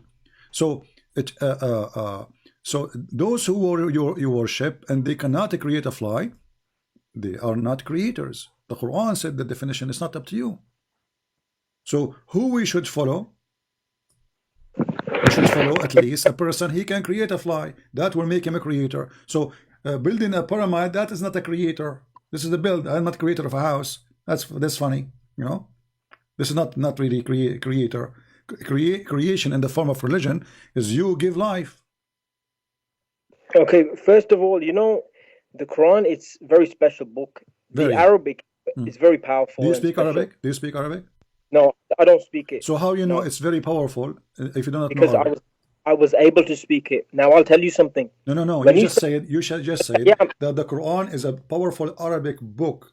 But how you know it's powerful if you do not know how to read Arabic? So I'll tell you. So when you say he was told to read in the name of his Lord, this was inscribed. This was blessing sent down that he immediately was able to read at once. This was a blessing sent down to him. Okay. Like a gift. Before this, he may not have been able to read at once. He could have been able. Where you got this from? Where you got this from that he was able to read? So you were making the comment earlier that he wasn't able to read. Yeah, he was not. And you were making fun, saying, "Look, he was not. He was not, my friend. Well, are you making things up now? So our belief is that when he was told to read in the name of his Lord, he was given that blessing. Okay. But this is not what your prophet says. Here we go. This is Sahih al-Bukhari saying that when the angel came to him and he squeezed him 3 times, and each time he says to him, read. Muhammad, he says, I cannot read. So you're making things up. Oh, he said he can't read because he wasn't able to read or write. He said that 3 times and still he cannot read. This was a miracle. What a miracle! If I say to somebody he cannot read, and still he cannot read, this is a miracle. And then he was in disbelief. He wasn't in belief at that time. Okay, can you show me where Muhammad? Can you show me where Muhammad in the story he learned how to read? Nowhere. It says that the man he keeps squeezing him, and Muhammad keeps saying to him, "I do not know how to read." So the story, I'm not completely familiar with the story. However, I know that when he was told to read, and you're saying from the story it was an angel, Jibreel alayhi salam. And this angel, because I myself, I wasn't able to read Arabic. Then through this angel, I was able to read Arabic. Okay, go ahead, read. As long the angel he made the miracle for you, read for us. Go ahead. Now this blessing is gone. No, go ahead. You said the angel he made you read. You said miracle happened to you. And I'll tell you something else. No, tell me. No, stop with this one. You just claim that the angel came to you and make you know how to learn Arabic, correct? Yeah. Okay, read for us the screen. Go ahead. So I'm explaining to you. No, read. Later explain to us. Read. Because the angel he made you, there's a miracle happened. We want to see it. The angel he came to you and he made you read Arabic. Read for us Arabic. Go ahead. So I'm just saying, listen. My friend, I'm listening. You see, I want you to read. Here we go. I just point at anything in front of me on the screen. I did not even change the page. Just read for us. As long the angel he came to you, and he make a miracle for you. My friend, are you lying or this is a true miracle? I believe it was a miracle to you. Okay, it so might not, if the angel he came to you and he made you read, so why you don't want to read? Here we go, the Arabic in front of you. Because you're not letting me finish my sentence. Okay. This happened previously. Now that blessing is gone. I no longer have that blessing. Expired the blessing. So he made you learn how to read and then it's gone. Yeah, I had this blessing. And I'll tell you something else. It's not through the mouths that we read through our hearts. When he was told to read in the name of his Lord, this was a blessing that came on his heart. So I believe that the angel came and squeezed him 3 times. I believe that I've experienced this myself.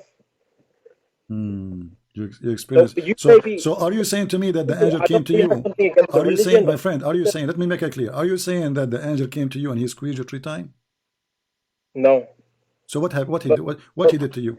What he did to you when the angel came to you? I was able to read powerfully, and I believe when I was able to read powerfully, this was through the angel Jibreel alayhi salam.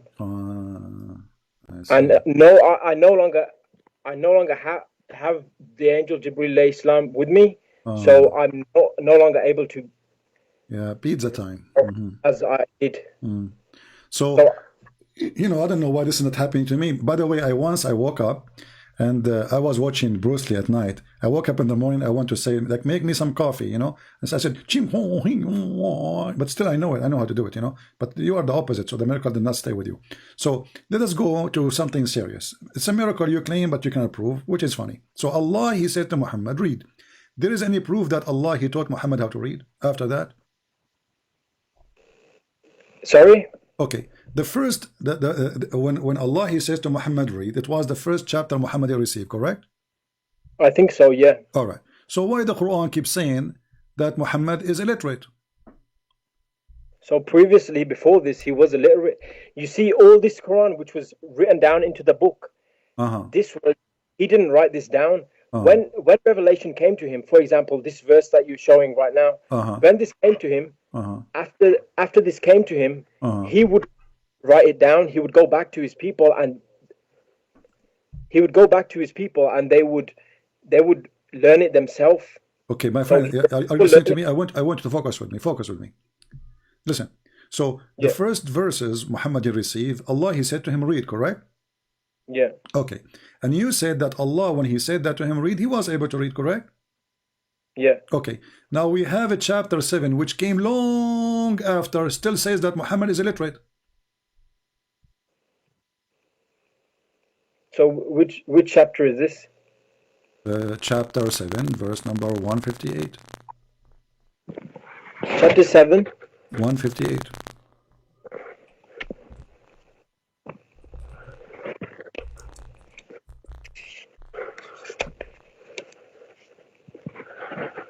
So it says, say, O Muhammad, O mankind, indeed I am the messenger of Allah to you all.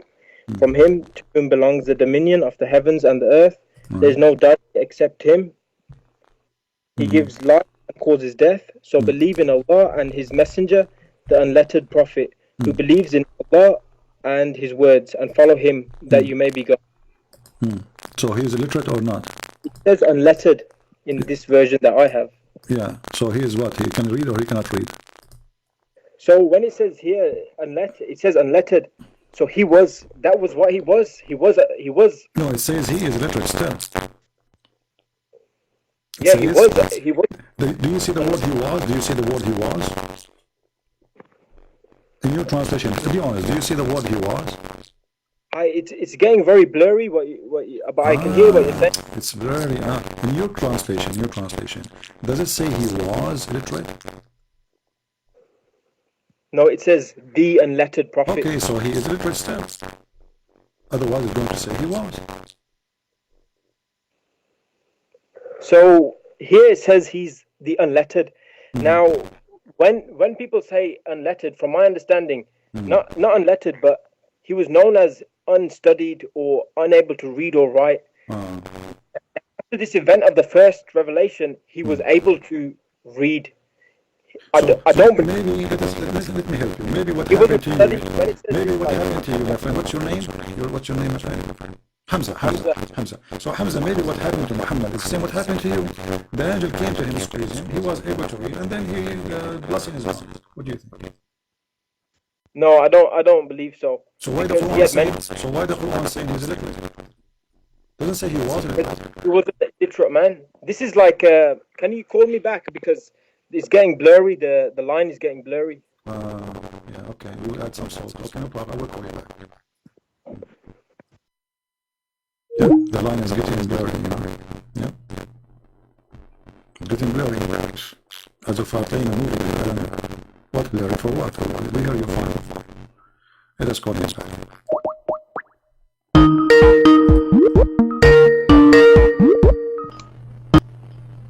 Yeah, hello? Okay, somebody saying my mic is my mic good or not? Hold on, let me call you back. My mic is not good. I don't know why. My mic is not good. Why this is happening? My mic is not good. Okay. Take it easy. Take it easy.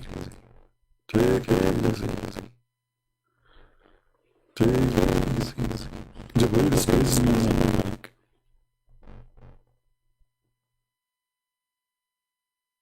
There's echo. Oh, okay. We get it. The mic is bad. The mic is bad.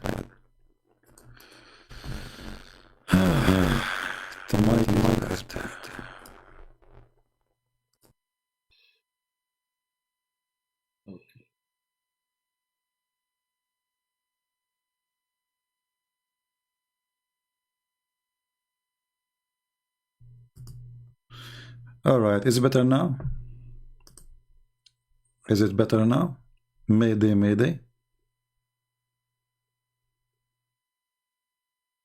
Is it better now? That's my mic became a story. I will make Quran. It's called your mic. What's wrong with the echo? You know, Allah, He speak with echo. Don't you see me in my hijab video? It says, and then let's call him. Okay, so now it's fine. Okay, I don't know why this is happening. Maybe I need to buy a new mic. I just bought this mic last year, I think.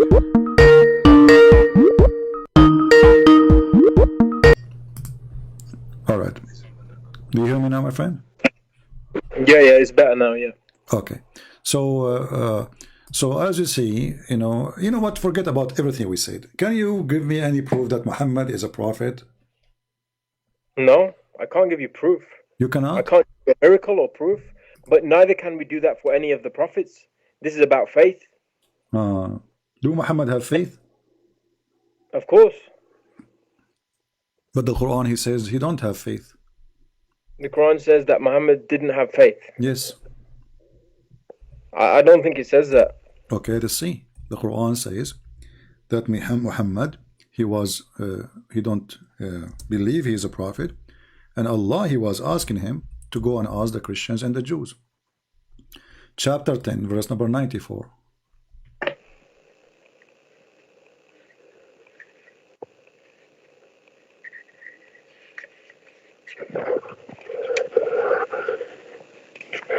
So it says, they will make excuses to you when you have returned to them. No, here, sorry. Here, chapter 90, verse number 94. Which chapter? 94. Chapter 94. Yeah.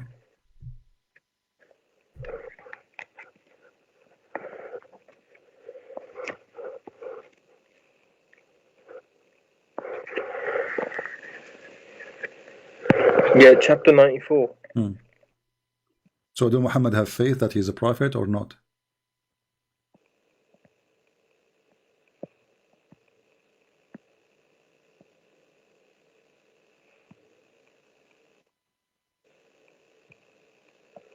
So chapter 94, why do you say that it means that he didn't have faith?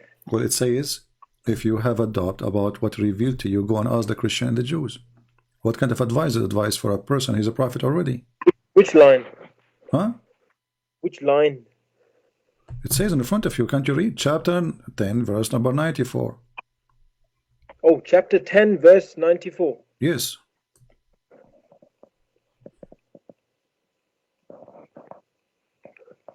Sorry.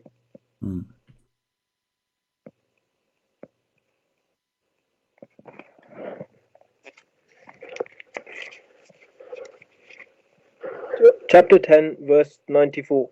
Yeah. So if you are in doubt, O Muhammad, peace be upon him, about that which we have revealed to you, ask those who have been reading the scripture before you. The truth has certainly come to you from your Lord, so never be among the doubters.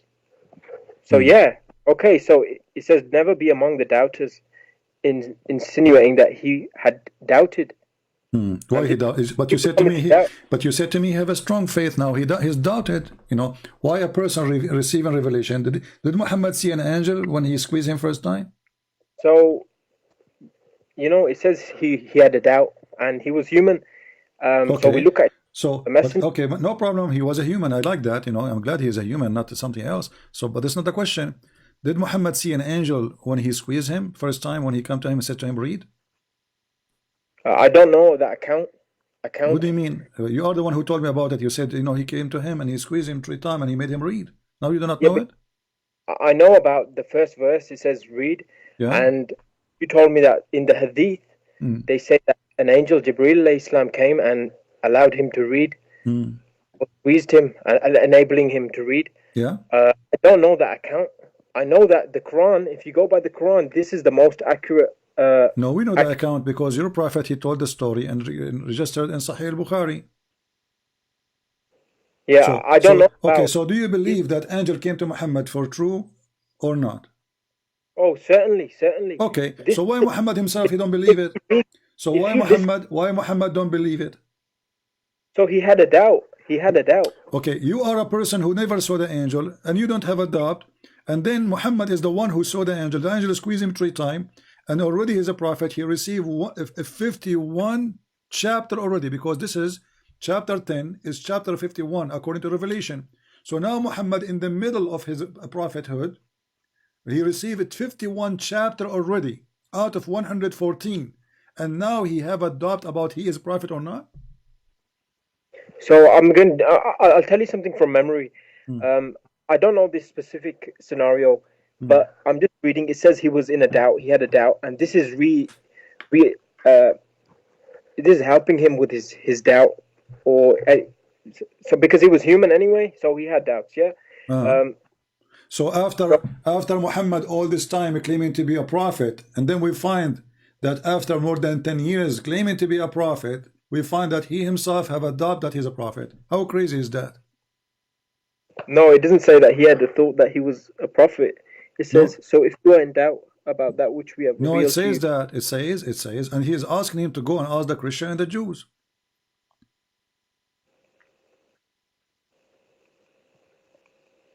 Those who have been reading the scripture before you. Yeah, the Christian and the Jews, the people of the book. But then following that, if you believe that line, the following line says, the truth has certainly come to you from your Lord.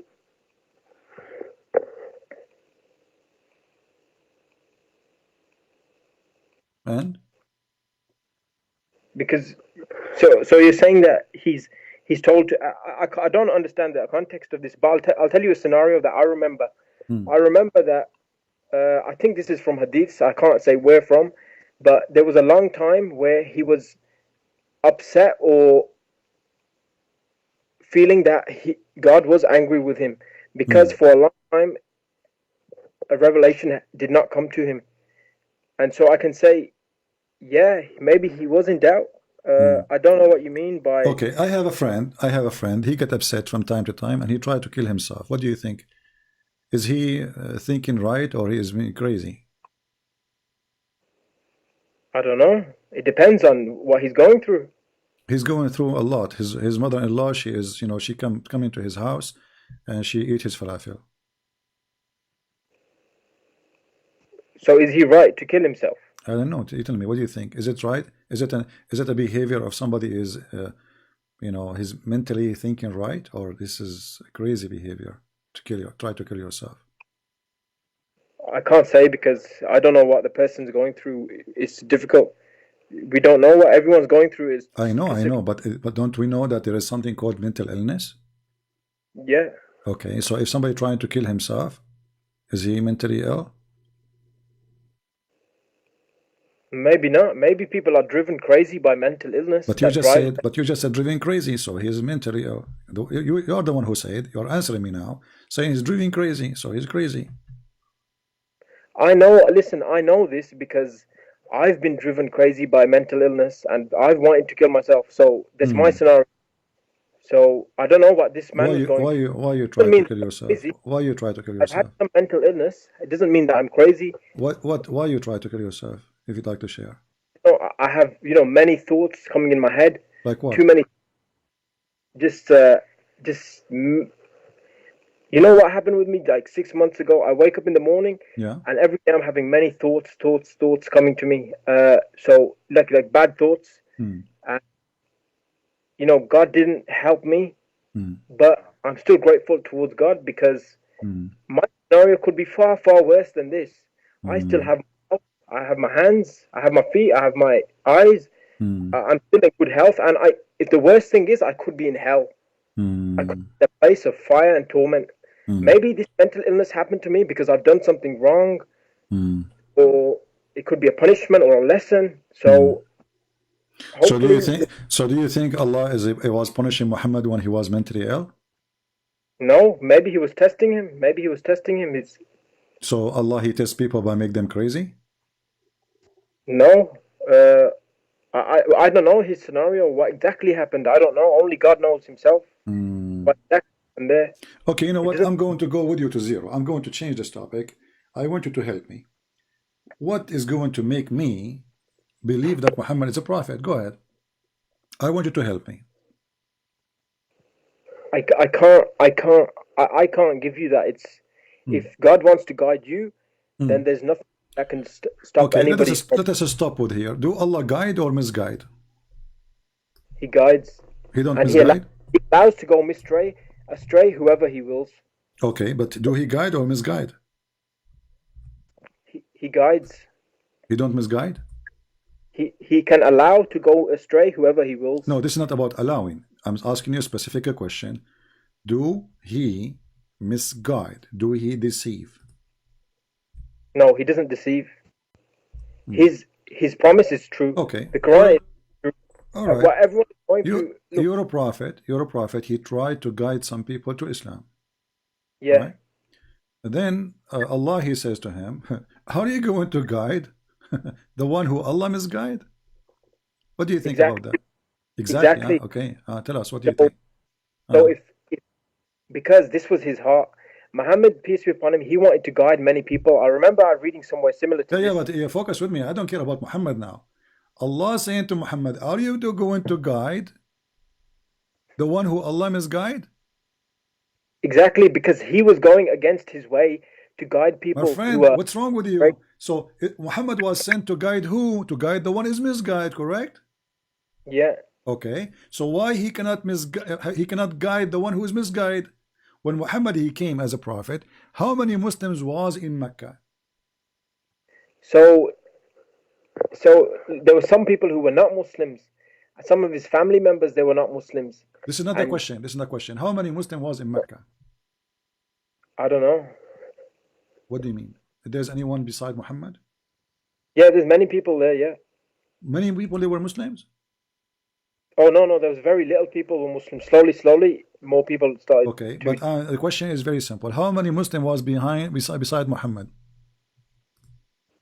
I don't know the full history, but okay, there was Muslims. Okay, let us say there was 5. Okay. But if Muhammad, he is not sent to guide the one who is misguided, then what Muhammad sent for? Oh, no, you're misinterpreting. You're misinterpreting. When it says some people are misguided, I have experience with this. I tried to guide people who were misguided, people who completely didn't want this message, who were completely against it. So I went out of my way to try to guide them, and this took me belief. So, and later on, I learned from this lesson that I can't guide everyone. I can't save everyone, even if it's my own family members. Because I used to try strongly, like... My friend, you are not listening. You are just in the limbo. Listen, it says, and the one who Allah deceived, nobody can guide him. So in the first reason to be deceived, it's Allah who deceived them. No, so, when it says deceive, it does not mean that. It does not mean it's not up to you. It's not up to you. The verse is in front of us. Who's ever Allah, he deceived, none can guide him. So who is the one who made you deceive first? Allah. So where does it say, which verse? Chapter 7, verse 186.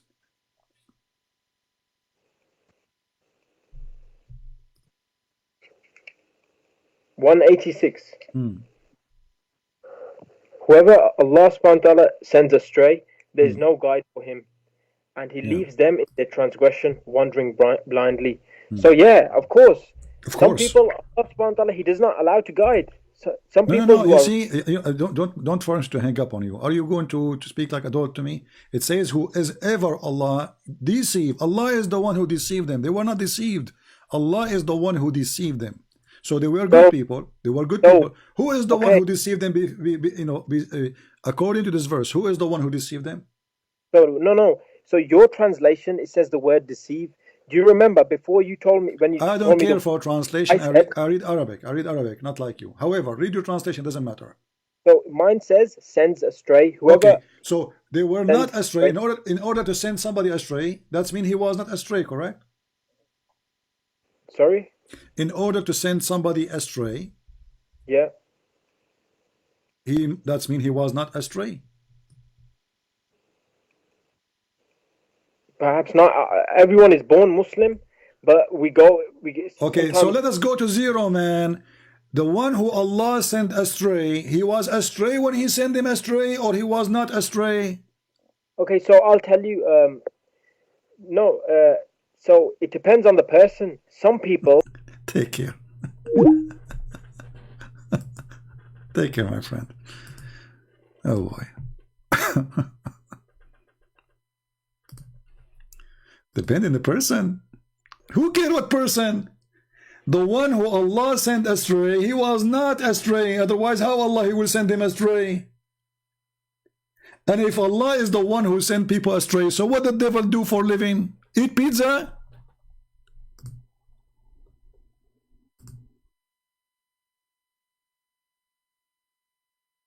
Where does people coming to me from? I have no time for kids. I'm reading your stupid translation. In Arabic, it doesn't even say that. It says the one who Allah deceive. No one can guide him. Simple. So he was not deceived. Otherwise, if he was deceived, then Allah did not deceive him. And then if this is what happened, that Allah did not deceive him, so how Allah he says he is the one who deceived him? That means this is a fraud. Stupid statement. So the statement is so clear, saying the one who Allah he deceived, no one can guide him. No, depend on the person. And Allah, the angel came to me and he made me read, and then the blessing is gone. Okay, shish kebab. Yeah. How stupid this cult is. And if this is what Allah he does for living, what shaitan doing then? What shaitan he do for living? Actually, according to the Quran, shaitan is deceiving people because of Allah.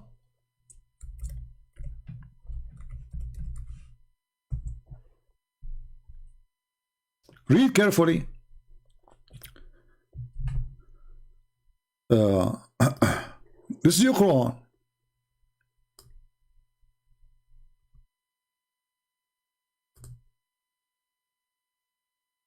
Because you have sent me astray. Who is the one who made shaitan shaitan?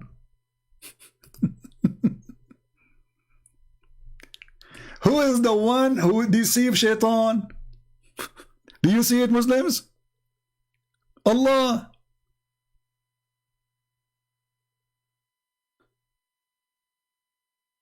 Shaitan in Islam is a good guy. Allah, he deceived him.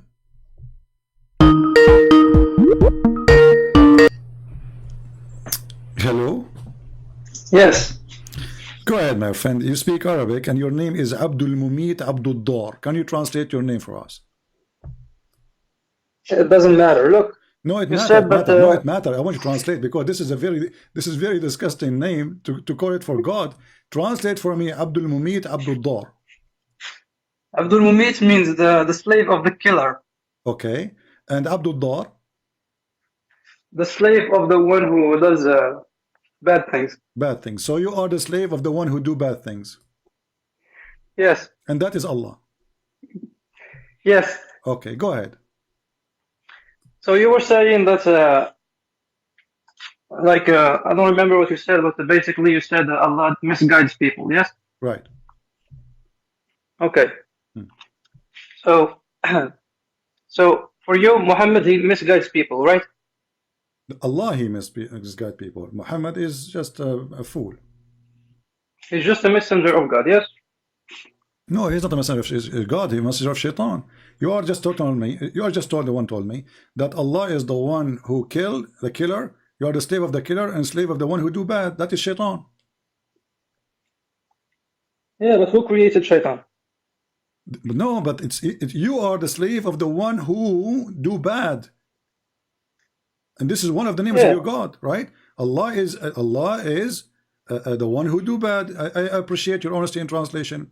And now, who is the one who deceive people, Allah or shaitan? Both.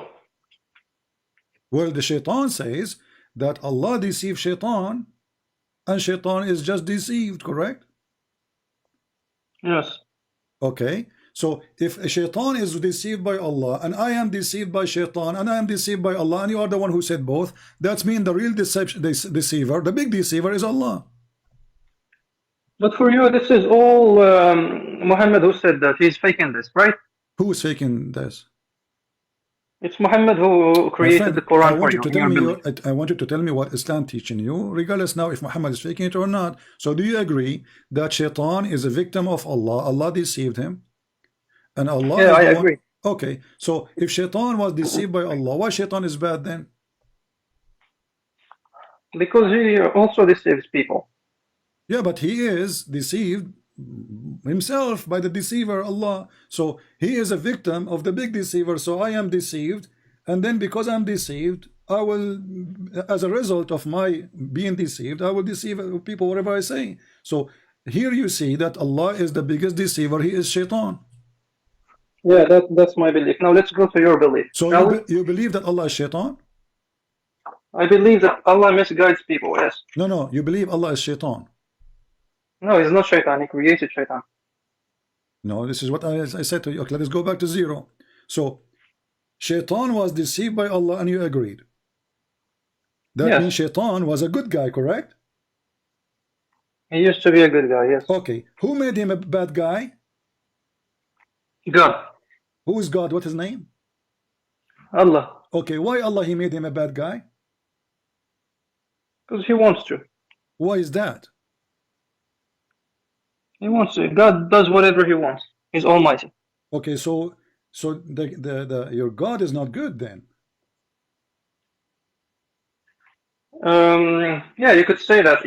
From our perspective, you could say that that doesn't look correct. I don't know, what do you mean? So are you saying that your God Allah is evil? He looks evil to us, but we might not comprehend exactly why he does certain things. So do you comprehend shaitan is evil, or you don't comprehend shaitan is evil? I comprehend. Do you comprehend that Jesus created I'm asking you, hold on. So no, it's my turn to ask. It's my turn to ask. How come you comprehend shaitan is evil, but you cannot comprehend Allah? Because my brain is limited. We have limited brain capacity. Okay, but you are the one with your limited brain capacity. You are the one who agree that Allah is evil. Yeah, I said I agree with you. He looks from our perspective that he is evil. Okay, so you as a Muslim, from your perspective, you see Allah is evil. So what is the difference between Allah and shaitan? They're different beings. Allah can do good sometimes, but Satan, he does only bad things. Okay, did you just say that shaitan, he do only bad things? Yes. Okay, so how come your prophet, he said that shaitan, he ordered him to do good things? No, that's Al-Qarin. It's not shaitan. This is who? Al-Qarin. But this is shaitan. Yeah, I was talking about Iblis, not the species of what species? What species? Isn't it the devil? Here we go. This is your prophet says the devil in the hadith. No, each person in Islam, the belief is. You speak Arabic, I speak Arabic. فَإِنَّ الشَّيْطَانَ يَجْرِي فِي أَحَدِكُمْ مَجْرَى الدَّمِ. Translate. And then he says, do you have a qareen? He says you and even me, right? So the one who is the qareen. So the one is the qareen is the shaitan, correct? It's not Iblis. It's a shaitan, not the shaitan. Okay, not Iblis. Who is Iblis then? Iblis is like their master. He's the master Satan. Is he the master or the father? He's both, actually. So is he the father of all Satans? Yeah. Okay, how he have kids? They say that he lays eggs. He has like a penis in his right thigh. Okay. And a vagina in his left, and he. All right. So Allah, he created one shaitan, and when he created him with penis in the right thigh and a vagina in the left thigh. If there is any proof of that? No. So why you Muslim believe in such a thing?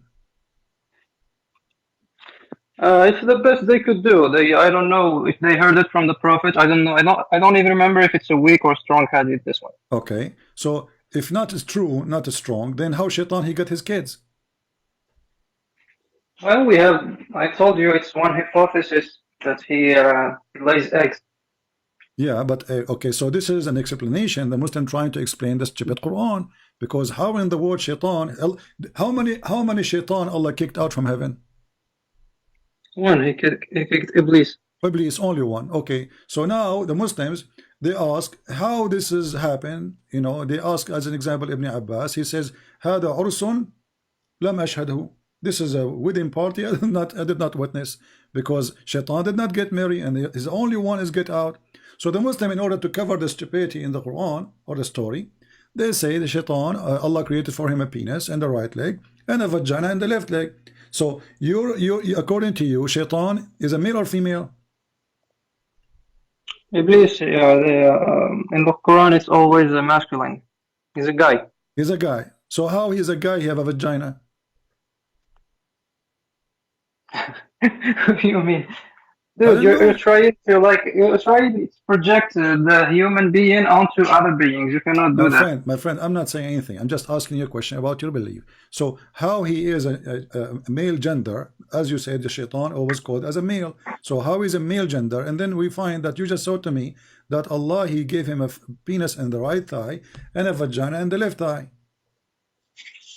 Oh, maybe he's a transgender. He is what? A transgender. Transgender, that's a good one. So shaitan, he do when he have a penis in the right thigh and a vagina in the right thigh, what he do? He lays eggs. No, how before he do that, what the penis for? It's to inseminate the vagina. Okay, is it true that the Arabic in Arabic the story says yankahu hada bidak? Yes, it's okay. hadith. So It's strong okay. by... So yankahu hada bidak. What yankah mean? To F, right? Physically. Yeah, sexual intercourse. Yes. Okay. So the word nikah means sexual intercourse, right? Yes. Correct. So shaitan, he do nikah by his penis in the right thigh to his vagina in the left thigh, and then he lay eggs. Why eggs? You're asking very stupid questions, man. Why do you try to comprehend? Let us say I'm stupid and you are smart. So why shaitan he lay eggs? Why he don't give birth?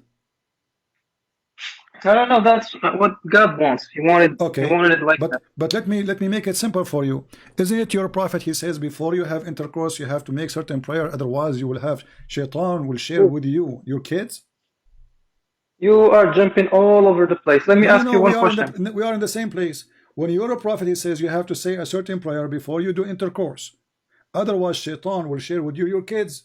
And shaitan, which means your son will be the son of shaitan. Correct? I don't know this. You don't know the hadith about Allahumma jannibna shaitana wa jannib shaitana ma razaqtana? We do prayers before so many things, not before intercourse. No, there is a specific hadith before the intercourse. You have to say it. Otherwise, shaitan will wrap himself around your penis and he will be the one doing your wife. Oh yeah, can you read that in Arabic, please? Okay. Let us see. We will put it for you. But why won't you let me ask you? You keep asking me and I never have the right to ask you back. My friend, you want to ask me about what? You're supposed to be the wrong ones. So you are sure from that. Okay. Jannib al-shaytana.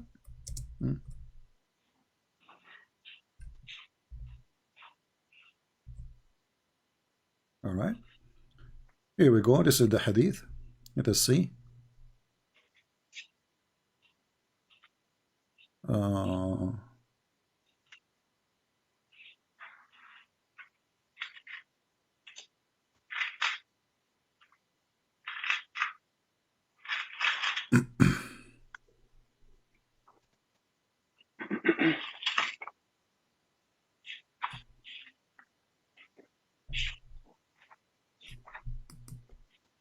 Now we can find more details hadith, but those are very dirty.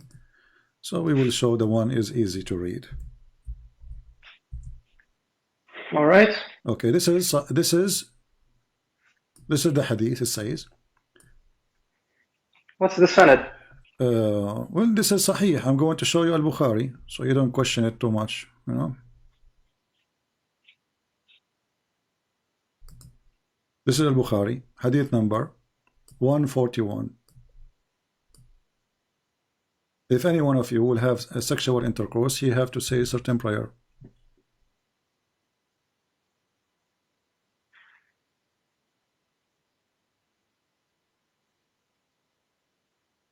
Shaitan will sleep with your wife, and different hadith says he will round himself around the man's private part, and he will be doing the wife. Protection. Huh? It's just a protection. Yeah, he will be like a condom. Because we say prayers before we leave, we say prayers before entering the bathroom, we say prayers before buying clothes, before anything. Okay, so Shaitan, you have to say a prayer that Shaitan, he is going to have sex with your wife. So how Shaitan, he lay eggs, but then your wife, she will have baby if he slept with her. Why she is not laying eggs? Okay, you are asking very stupid questions. With So all my respect. So you are saying to me, it's not stupid to believe that Shaitan have a penis in the right leg and a vagina in the left leg, and I am the stupid because I'm asking the question. No, this one is known. It's a known hadith that he has a penis on his right thigh. But you are the one who mentioned it to me, right? Yes. Okay. So why we need to pray? Why we need to pray before Shaitan, before his intercourse? Otherwise, Shaitan, he will share with us our offspring. What will happen exactly? I don't know. It's figurative stuff. I don't know. But can it you doesn't help me? belong to this book. Okay, can you help me? I'm trying to understand, if you don't mind. What will happen, you think? Well, don't you, like in Christianity, believe in Satan and he can do bad things to you? Okay, my friend, I'm asking you, what will happen if you forget to have this prayer and you have intercourse with your wife? With my respect, your wife, we are not trying to insult. What will happen exactly? What do you think will happen? I don't know. It says here that Shaitan will take control of him. Not only he will be the child of Shaitan, Shaitan will take control of him, which means that the child will be bad. Yeah, okay, so. Okay, guys, he agree that Shaitan will be bad, but your prophet, his father, did not pray this prayer. That means Muhammad is bad, he's son of Shaitan. Dude, it's only a protection. My friend, it's protection. Okay, I go with you, protection, and I ask you, if you do not do this prayer, he will be bad. You agreed. So your prophet father, he did not say this prayer. He never heard of it. He's a kafir anyway. So that's mean. No, it's not he will be bad. He might be bad. No, he will be bad. He will be bad. The Quran confirm it. ذُرِّيَّتَهُ. So your prophet, he never mentioned this prayer until now. No. So his father was a kafir. He will go to hell. That's mean when Muhammad father, he slept with his mother, he did not say that prayer. That means Muhammad is not protected and he will be evil, as you said. Can you read the whole sentence in Arabic, please? Our friend, you know Arabic, right? Read it in front of you. لو أن أحدكم إذا أتى أهله قال بسم الله. You know, read it in front of you. I need to open my phone.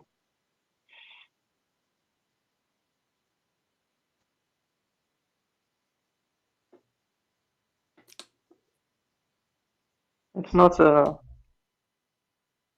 It's going to show. Maybe it take a little bit of time. أحدكم إذا أتى أهله لو أن.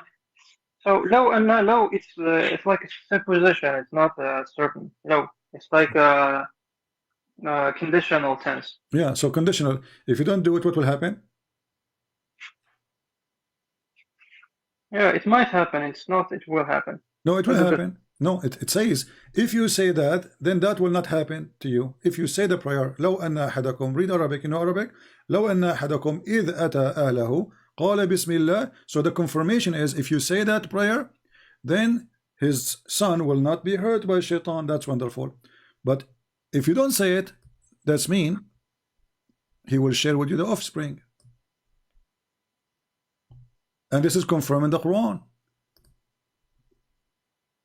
The Quran says that Shaitan, he is going to have offspring from who? Read the interpretation.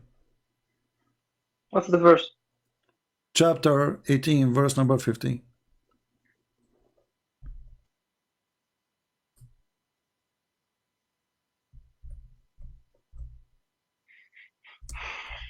هؤلاء قوم اتخذوا من دونه آلهة لولا يأتون عليهم بسلطان بين فمن أظلم ممن افترى على الله كذبا.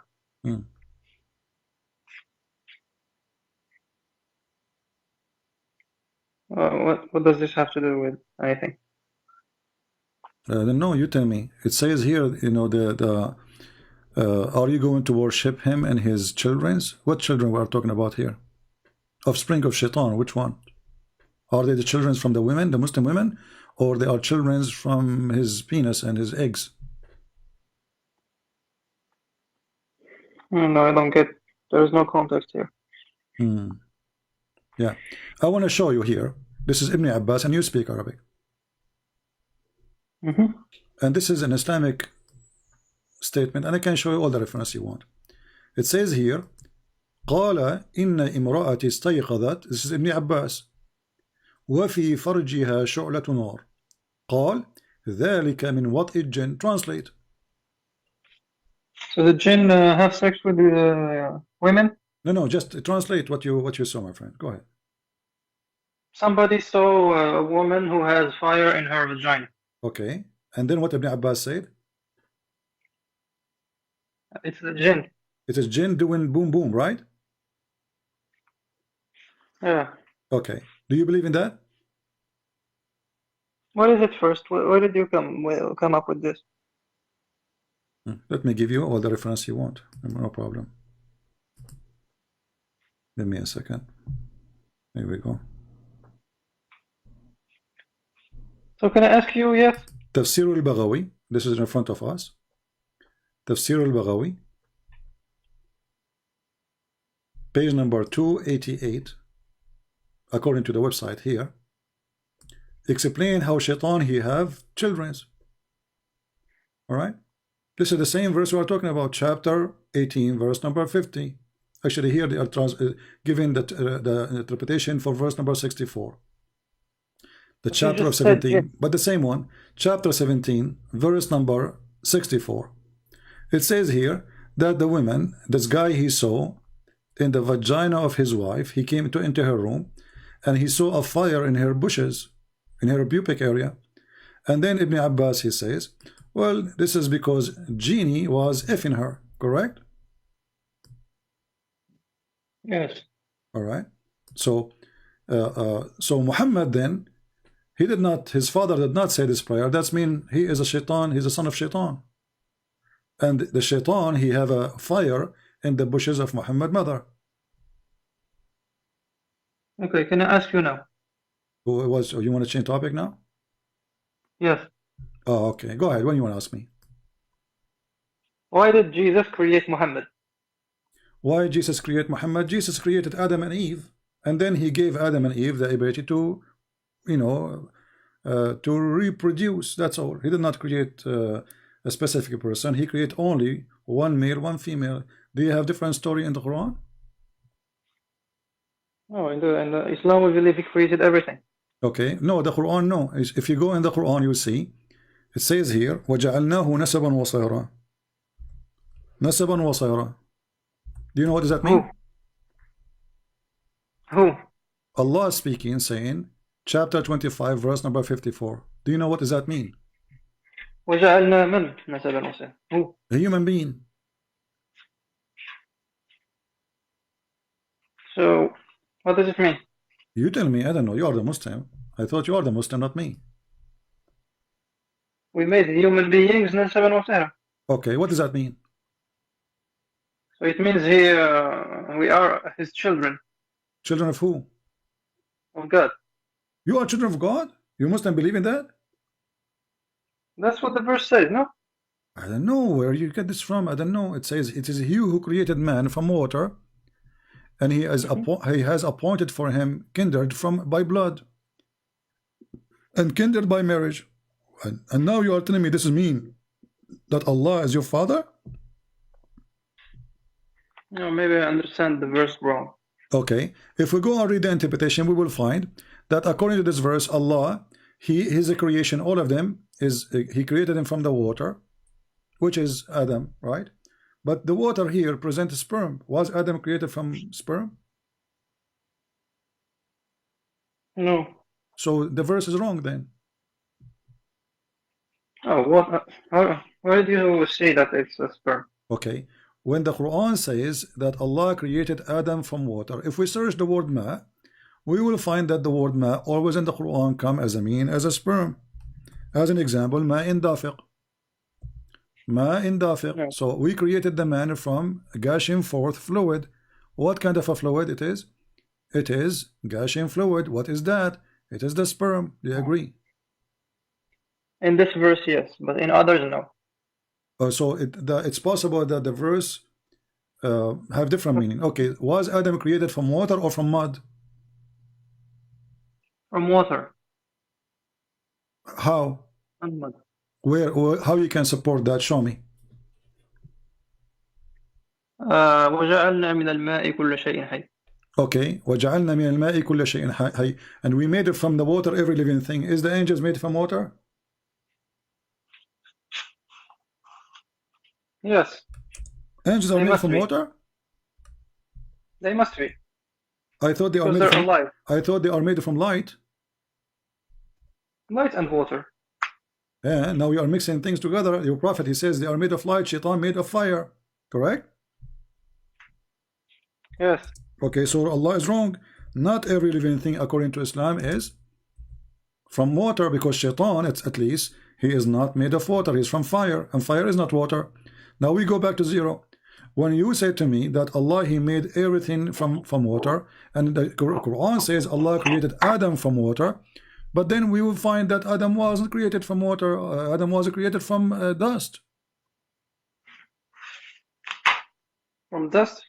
From mud, you mean?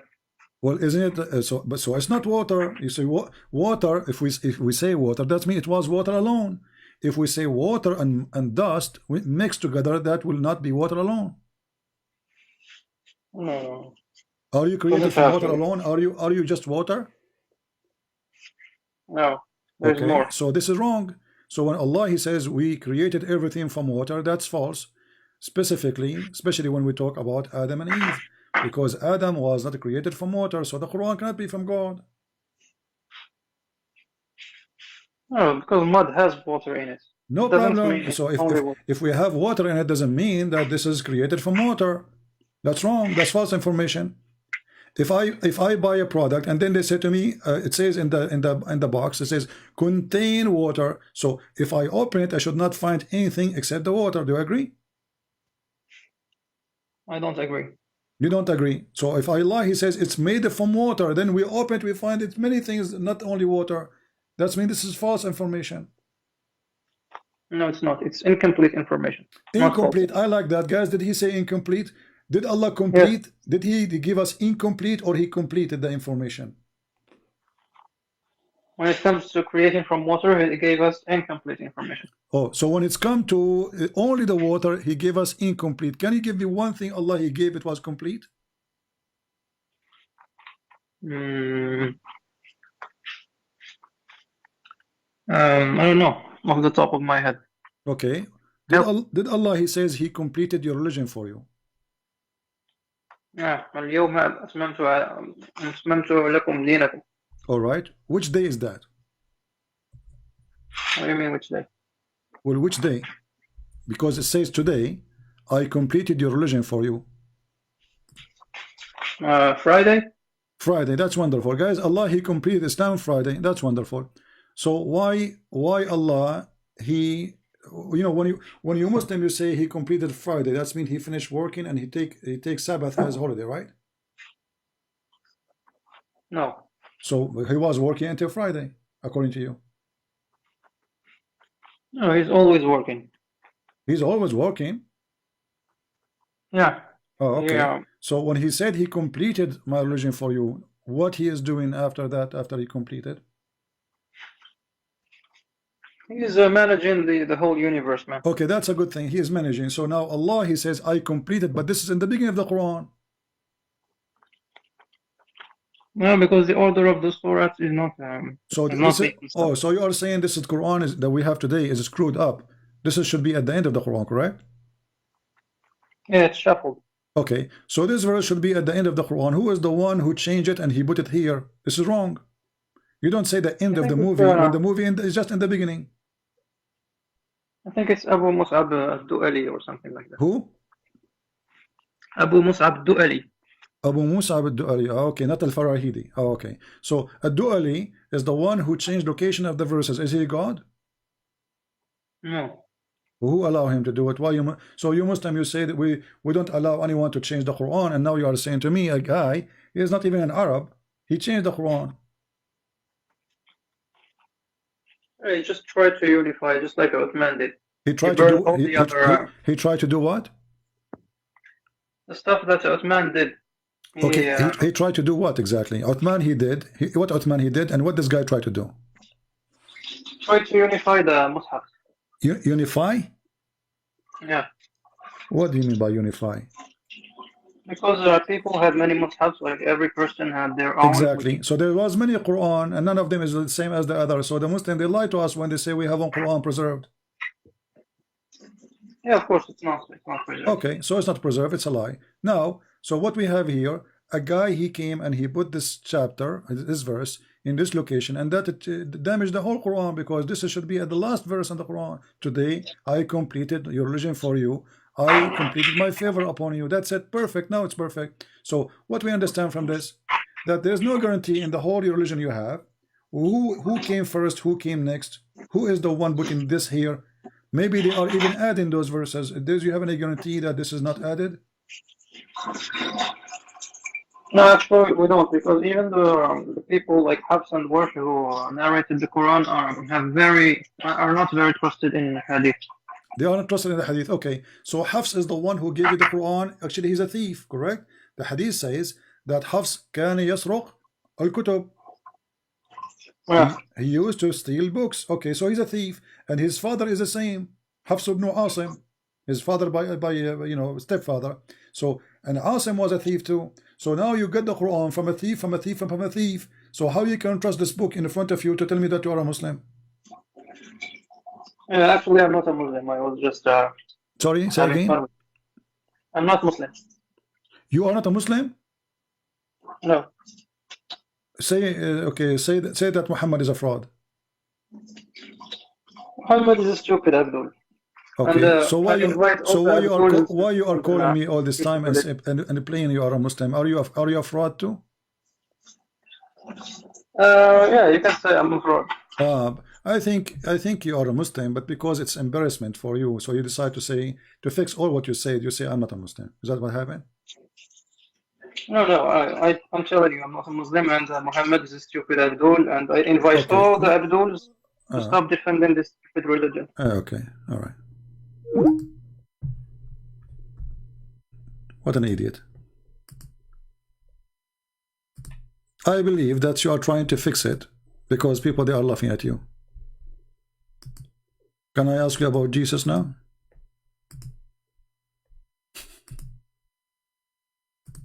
Very embarrassing. So now what we will do, we will say that I'm not a Muslim, because now this will be all over the internet.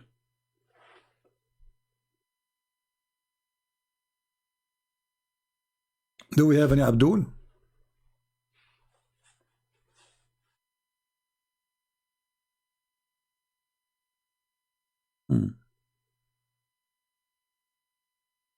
Anyone? If you are a fake Muslim, you don't defend Islam, obviously, but because you found yourself, you see what people are saying in the chat, what you said is horrible. So now you try to fix it. It's like Muhammad, when he was claiming to be a Muslim, when he saw people, they are laughing at him, he says he started worshipping Allah and Al-Uzza. Suddenly he is not a Muslim.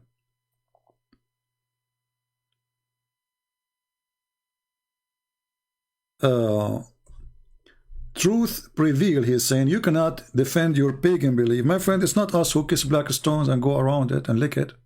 It's you. I find it very funny. Why you don't call me truth? Let us see who is the pagan. Who accept the challenge? Let us see who is truly a pagan. Who is the one going around a building kissing his stones, and he believed that the stone erased his sin? Who is the pagan? We don't have such a garbage. It's you who's pagan, and the Quran confirm it. Who is the stone kisser? It's you. People, I will remind you, tomorrow we will have our first Bible study in my other account. We have it in the pinned message, and the admin, they will post the link for you if you like to join us. So if you care, feel free to join us. And as a first study for the Bible tomorrow we will do is about the Christmas. Do we have any brave Muslim?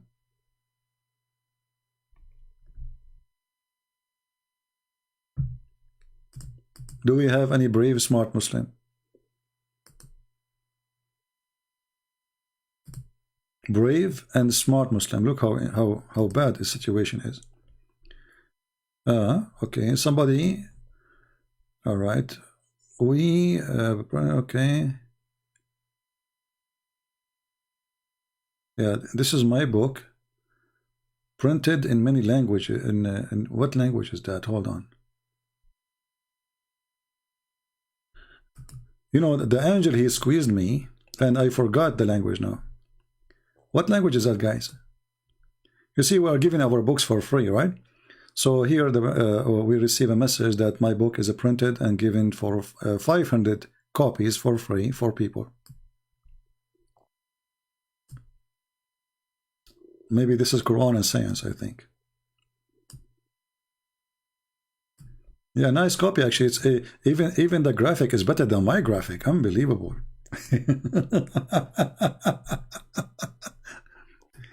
You know, I'm so happy that my books is going around the world, and this is the blessing of not to be greedy and going after money. Because if we insist that we will not give it for free, then it's not going to be the same.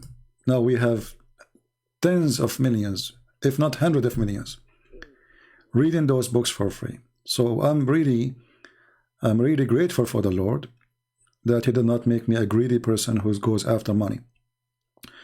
I hope soon our Chinese books will be printed too, given to Chinese as hand, not only as a file. So let the whole world see how stupid this religion is. The pagan who accuse us to be pagan, it is Islam.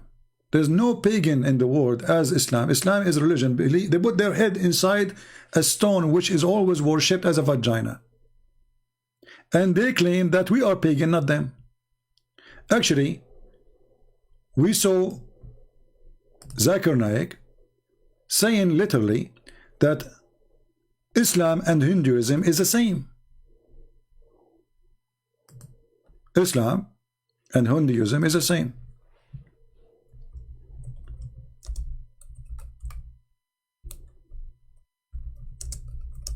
Even he quoted the Hindu scriptures to show you that it is exactly the same. Not only he said the same, he said exactly the same. Can you believe it? Not only he said it is the same, he said it's exactly word by word. Let us play the video for you so you can see. We are not making things up. It's exactly the same. If we ask any Muhammadan, is the Hindus are pagan? He will say yes. This is your Zakir Naik. The concept of God. The best reply that any Muslim can give you regarding the concept of God in Islam is quote to you Surah Ikhlas, chapter number 112, verse number 1 to 4, which says, Qul huwallahu ahad. Say, He is Allah, one and only. This is the concept of God, guys. How can you believe it? This is concept that He is the only one. And by the way, this is false. Arabic, it says Qul huwallahu ahad. Ahad does not mean He's one. It means He's one of. And Ahad was one of the names of the idols. Say He's Ahad, is this idol. Continue. Allah Samad. Allah the absolute and eternal. This is false. As-Somad is coming from the word Masmuda, which means the collective, the collector, or the collection. So when you have a little, what they call it, the piggy thing, you make a hole in the clay to collect your coins. This is what As-Somad is, Al-Masmuda. So the Muslim, they don't know this is an Aramaic word, so they give it an explanation by themselves. Lam yalid wa lam yulad. Allah did not give birth, and he was not born. That's because he's an idol. He begets not, nor is begotten. Walam yakul lahu kufuwan ahad. There's nothing like him. Nothing like any idol in the world, because it's a, you know, it's a piece of art, and nothing like it. You know, I mean, even if I try to make a copy, unless you're Chinese, you can't make it then. This is the four-line definition of Almighty God, given in the glorious Quran. Any person says so and so candidate is God if that candidate fits in this four-line definition. If any candidate fit in that definition, did you hear it? So if you have a God, if you have a religion, not Islam, and you have a candidate to be God, he fit with the description, he's God. Did you hear it?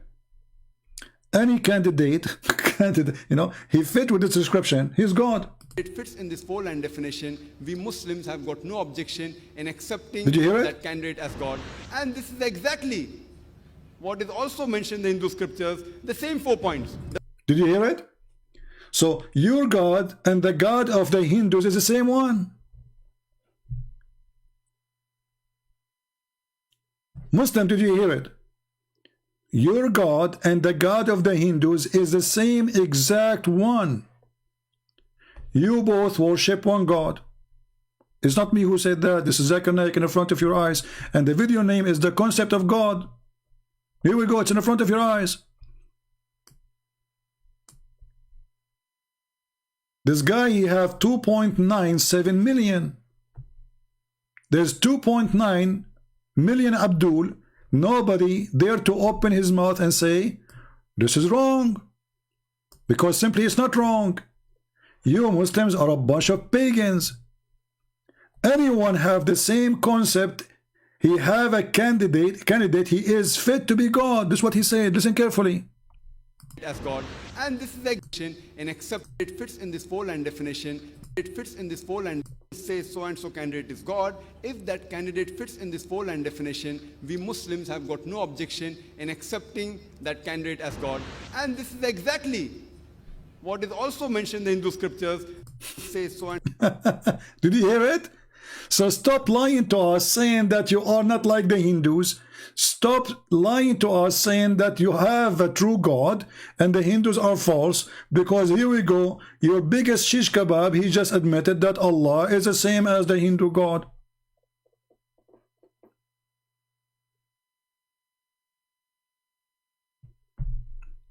A Muhammadan saying Jesus was a Muslim. Why? He was a child molester like your prophet? If Jesus was a Muslim, he should be a caravan rider, child molester, cheating his wives, and take his own son wife. Well, Jesus is totally the opposite of that. Jesus was a Muslim. Any Muhammadan have a comment? And actually, if we go in the roots, we will find that Allah, he will resurrect people from death by using the power of the beef, the power of the cow.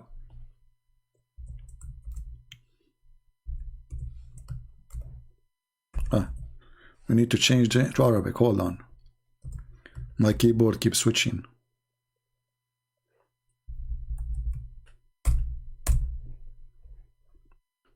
How Allah he resurrect people from death? By beef. This is why the biggest chapter in the Quran is the cow chapter, Al-Baqarah. Why it's called Al-Baqarah? Because this is how Allah he resurrect people from death, by beating them using the power of the cow. If the Muslim, they will say, no, this is the power of Allah. So if Allah have a power, why he need to use beef?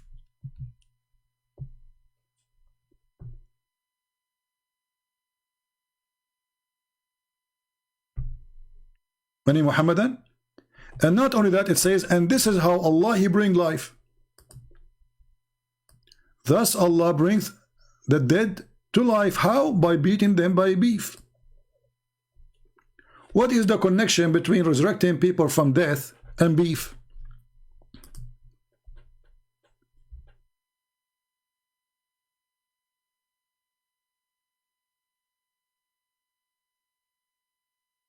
Any Abdul?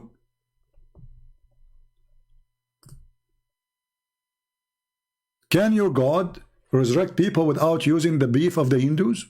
The cow of the Hindus? What is the connection?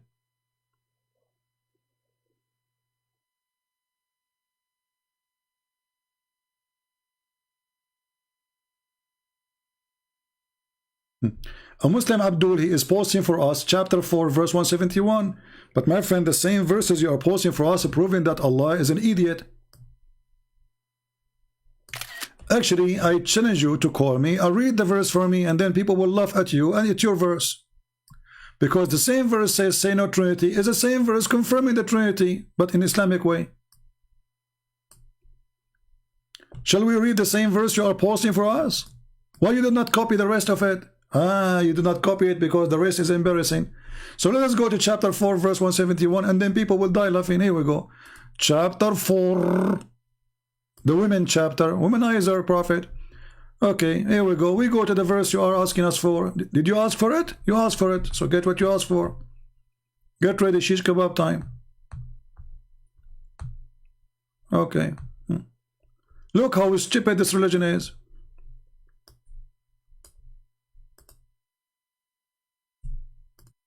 Literally, the most stupid religion is. The same verses confirming that there's no Trinity is the same verses confirming that there's a 3 and 1, and that is Jesus. Read carefully the stupid Muhammad. All people of the book commit no excuse in your religion, nor say it of Allah, aught but the truth. Christ Jesus, son of Mary, was, between two brackets, no more, this is false, that's not the Quran, a messenger of Allah. So let us take a line, take a note. So Jesus was a messenger. Okay, wonderful. Which means he was a man. Great. Christians agree. Jesus, he have a flesh of a man. Wonderful. So is Jesus, the man messenger. Okay. He is his word. He is the word of God. This is exactly what John chapter 1 verse number 1 says. And verse number 14 says that he became a flesh. So now Muhammad is copying John chapter 1 verse number 1 and verse number 14. And then he continues saying, and he bestowed on Mary, which means he sent down. So Jesus is coming from above. And Jesus what said? He said, I am from above, you are from below. Is God. And then it continue. And the spirit proceeding from him. From who? From God. So Jesus is the 3. Is the flesh, is the word, is the spirit of God. And the stupid Muhammad says, don't say 3, they are 1. Have you ever heard of a stupidity? And not only that, he is not only spirit, he is spirit proceeding, ing, which means the spirit which is in Christ is always proceeding from God. Do you see it? It's not created. It's proceeding. This is your Quran. The same stupid book says, don't say Trinity. Just confirm another form of Trinity. By the way, we don't believe in such a Trinity, but this is what your Quran is saying. It can be. Jesus himself is a 3 and 1 in the same time. He is the word. He is the flesh. He is the man. He is the spirit.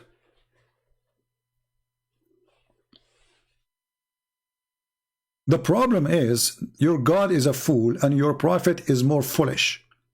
So when you Muslim, you copy paste, we laugh at what you copy paste. And this is why none of you dare to call me.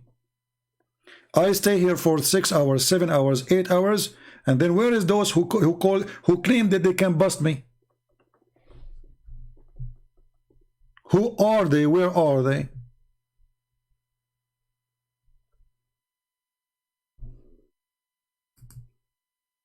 Again, a reminder, subscribe to our other channel if you like to join us tomorrow.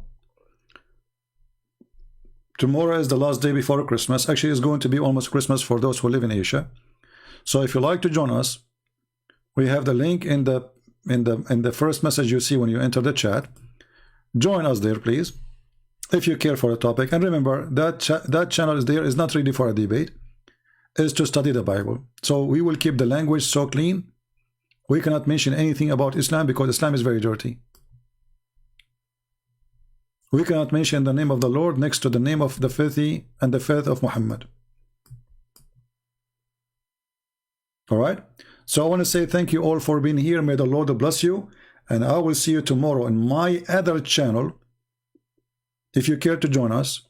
Until then, I say Merry Christmas and may the Lord bless your life. We pray for the Muslims. We don't hate them, and we will never hate anyone just because he's a fool. We are here to save them from the foolishness of Muhammad, from the deception of the devil Muhammad. So love the Muslims, don't hate them, but fight Satan, a real fight. Never compromise. The one who compromises with the devil, he is no Christian. The one who compromises his faith is no Christian. Muhammad is not Abrahamic. Even the Muhammadan, they say that, and we got them busted, and you know it. Thank you very much for being here. May the Lord bless you, and see you tomorrow in my other channel, Arab for Christ, studying the Bible together. Take care. Merry Christmas.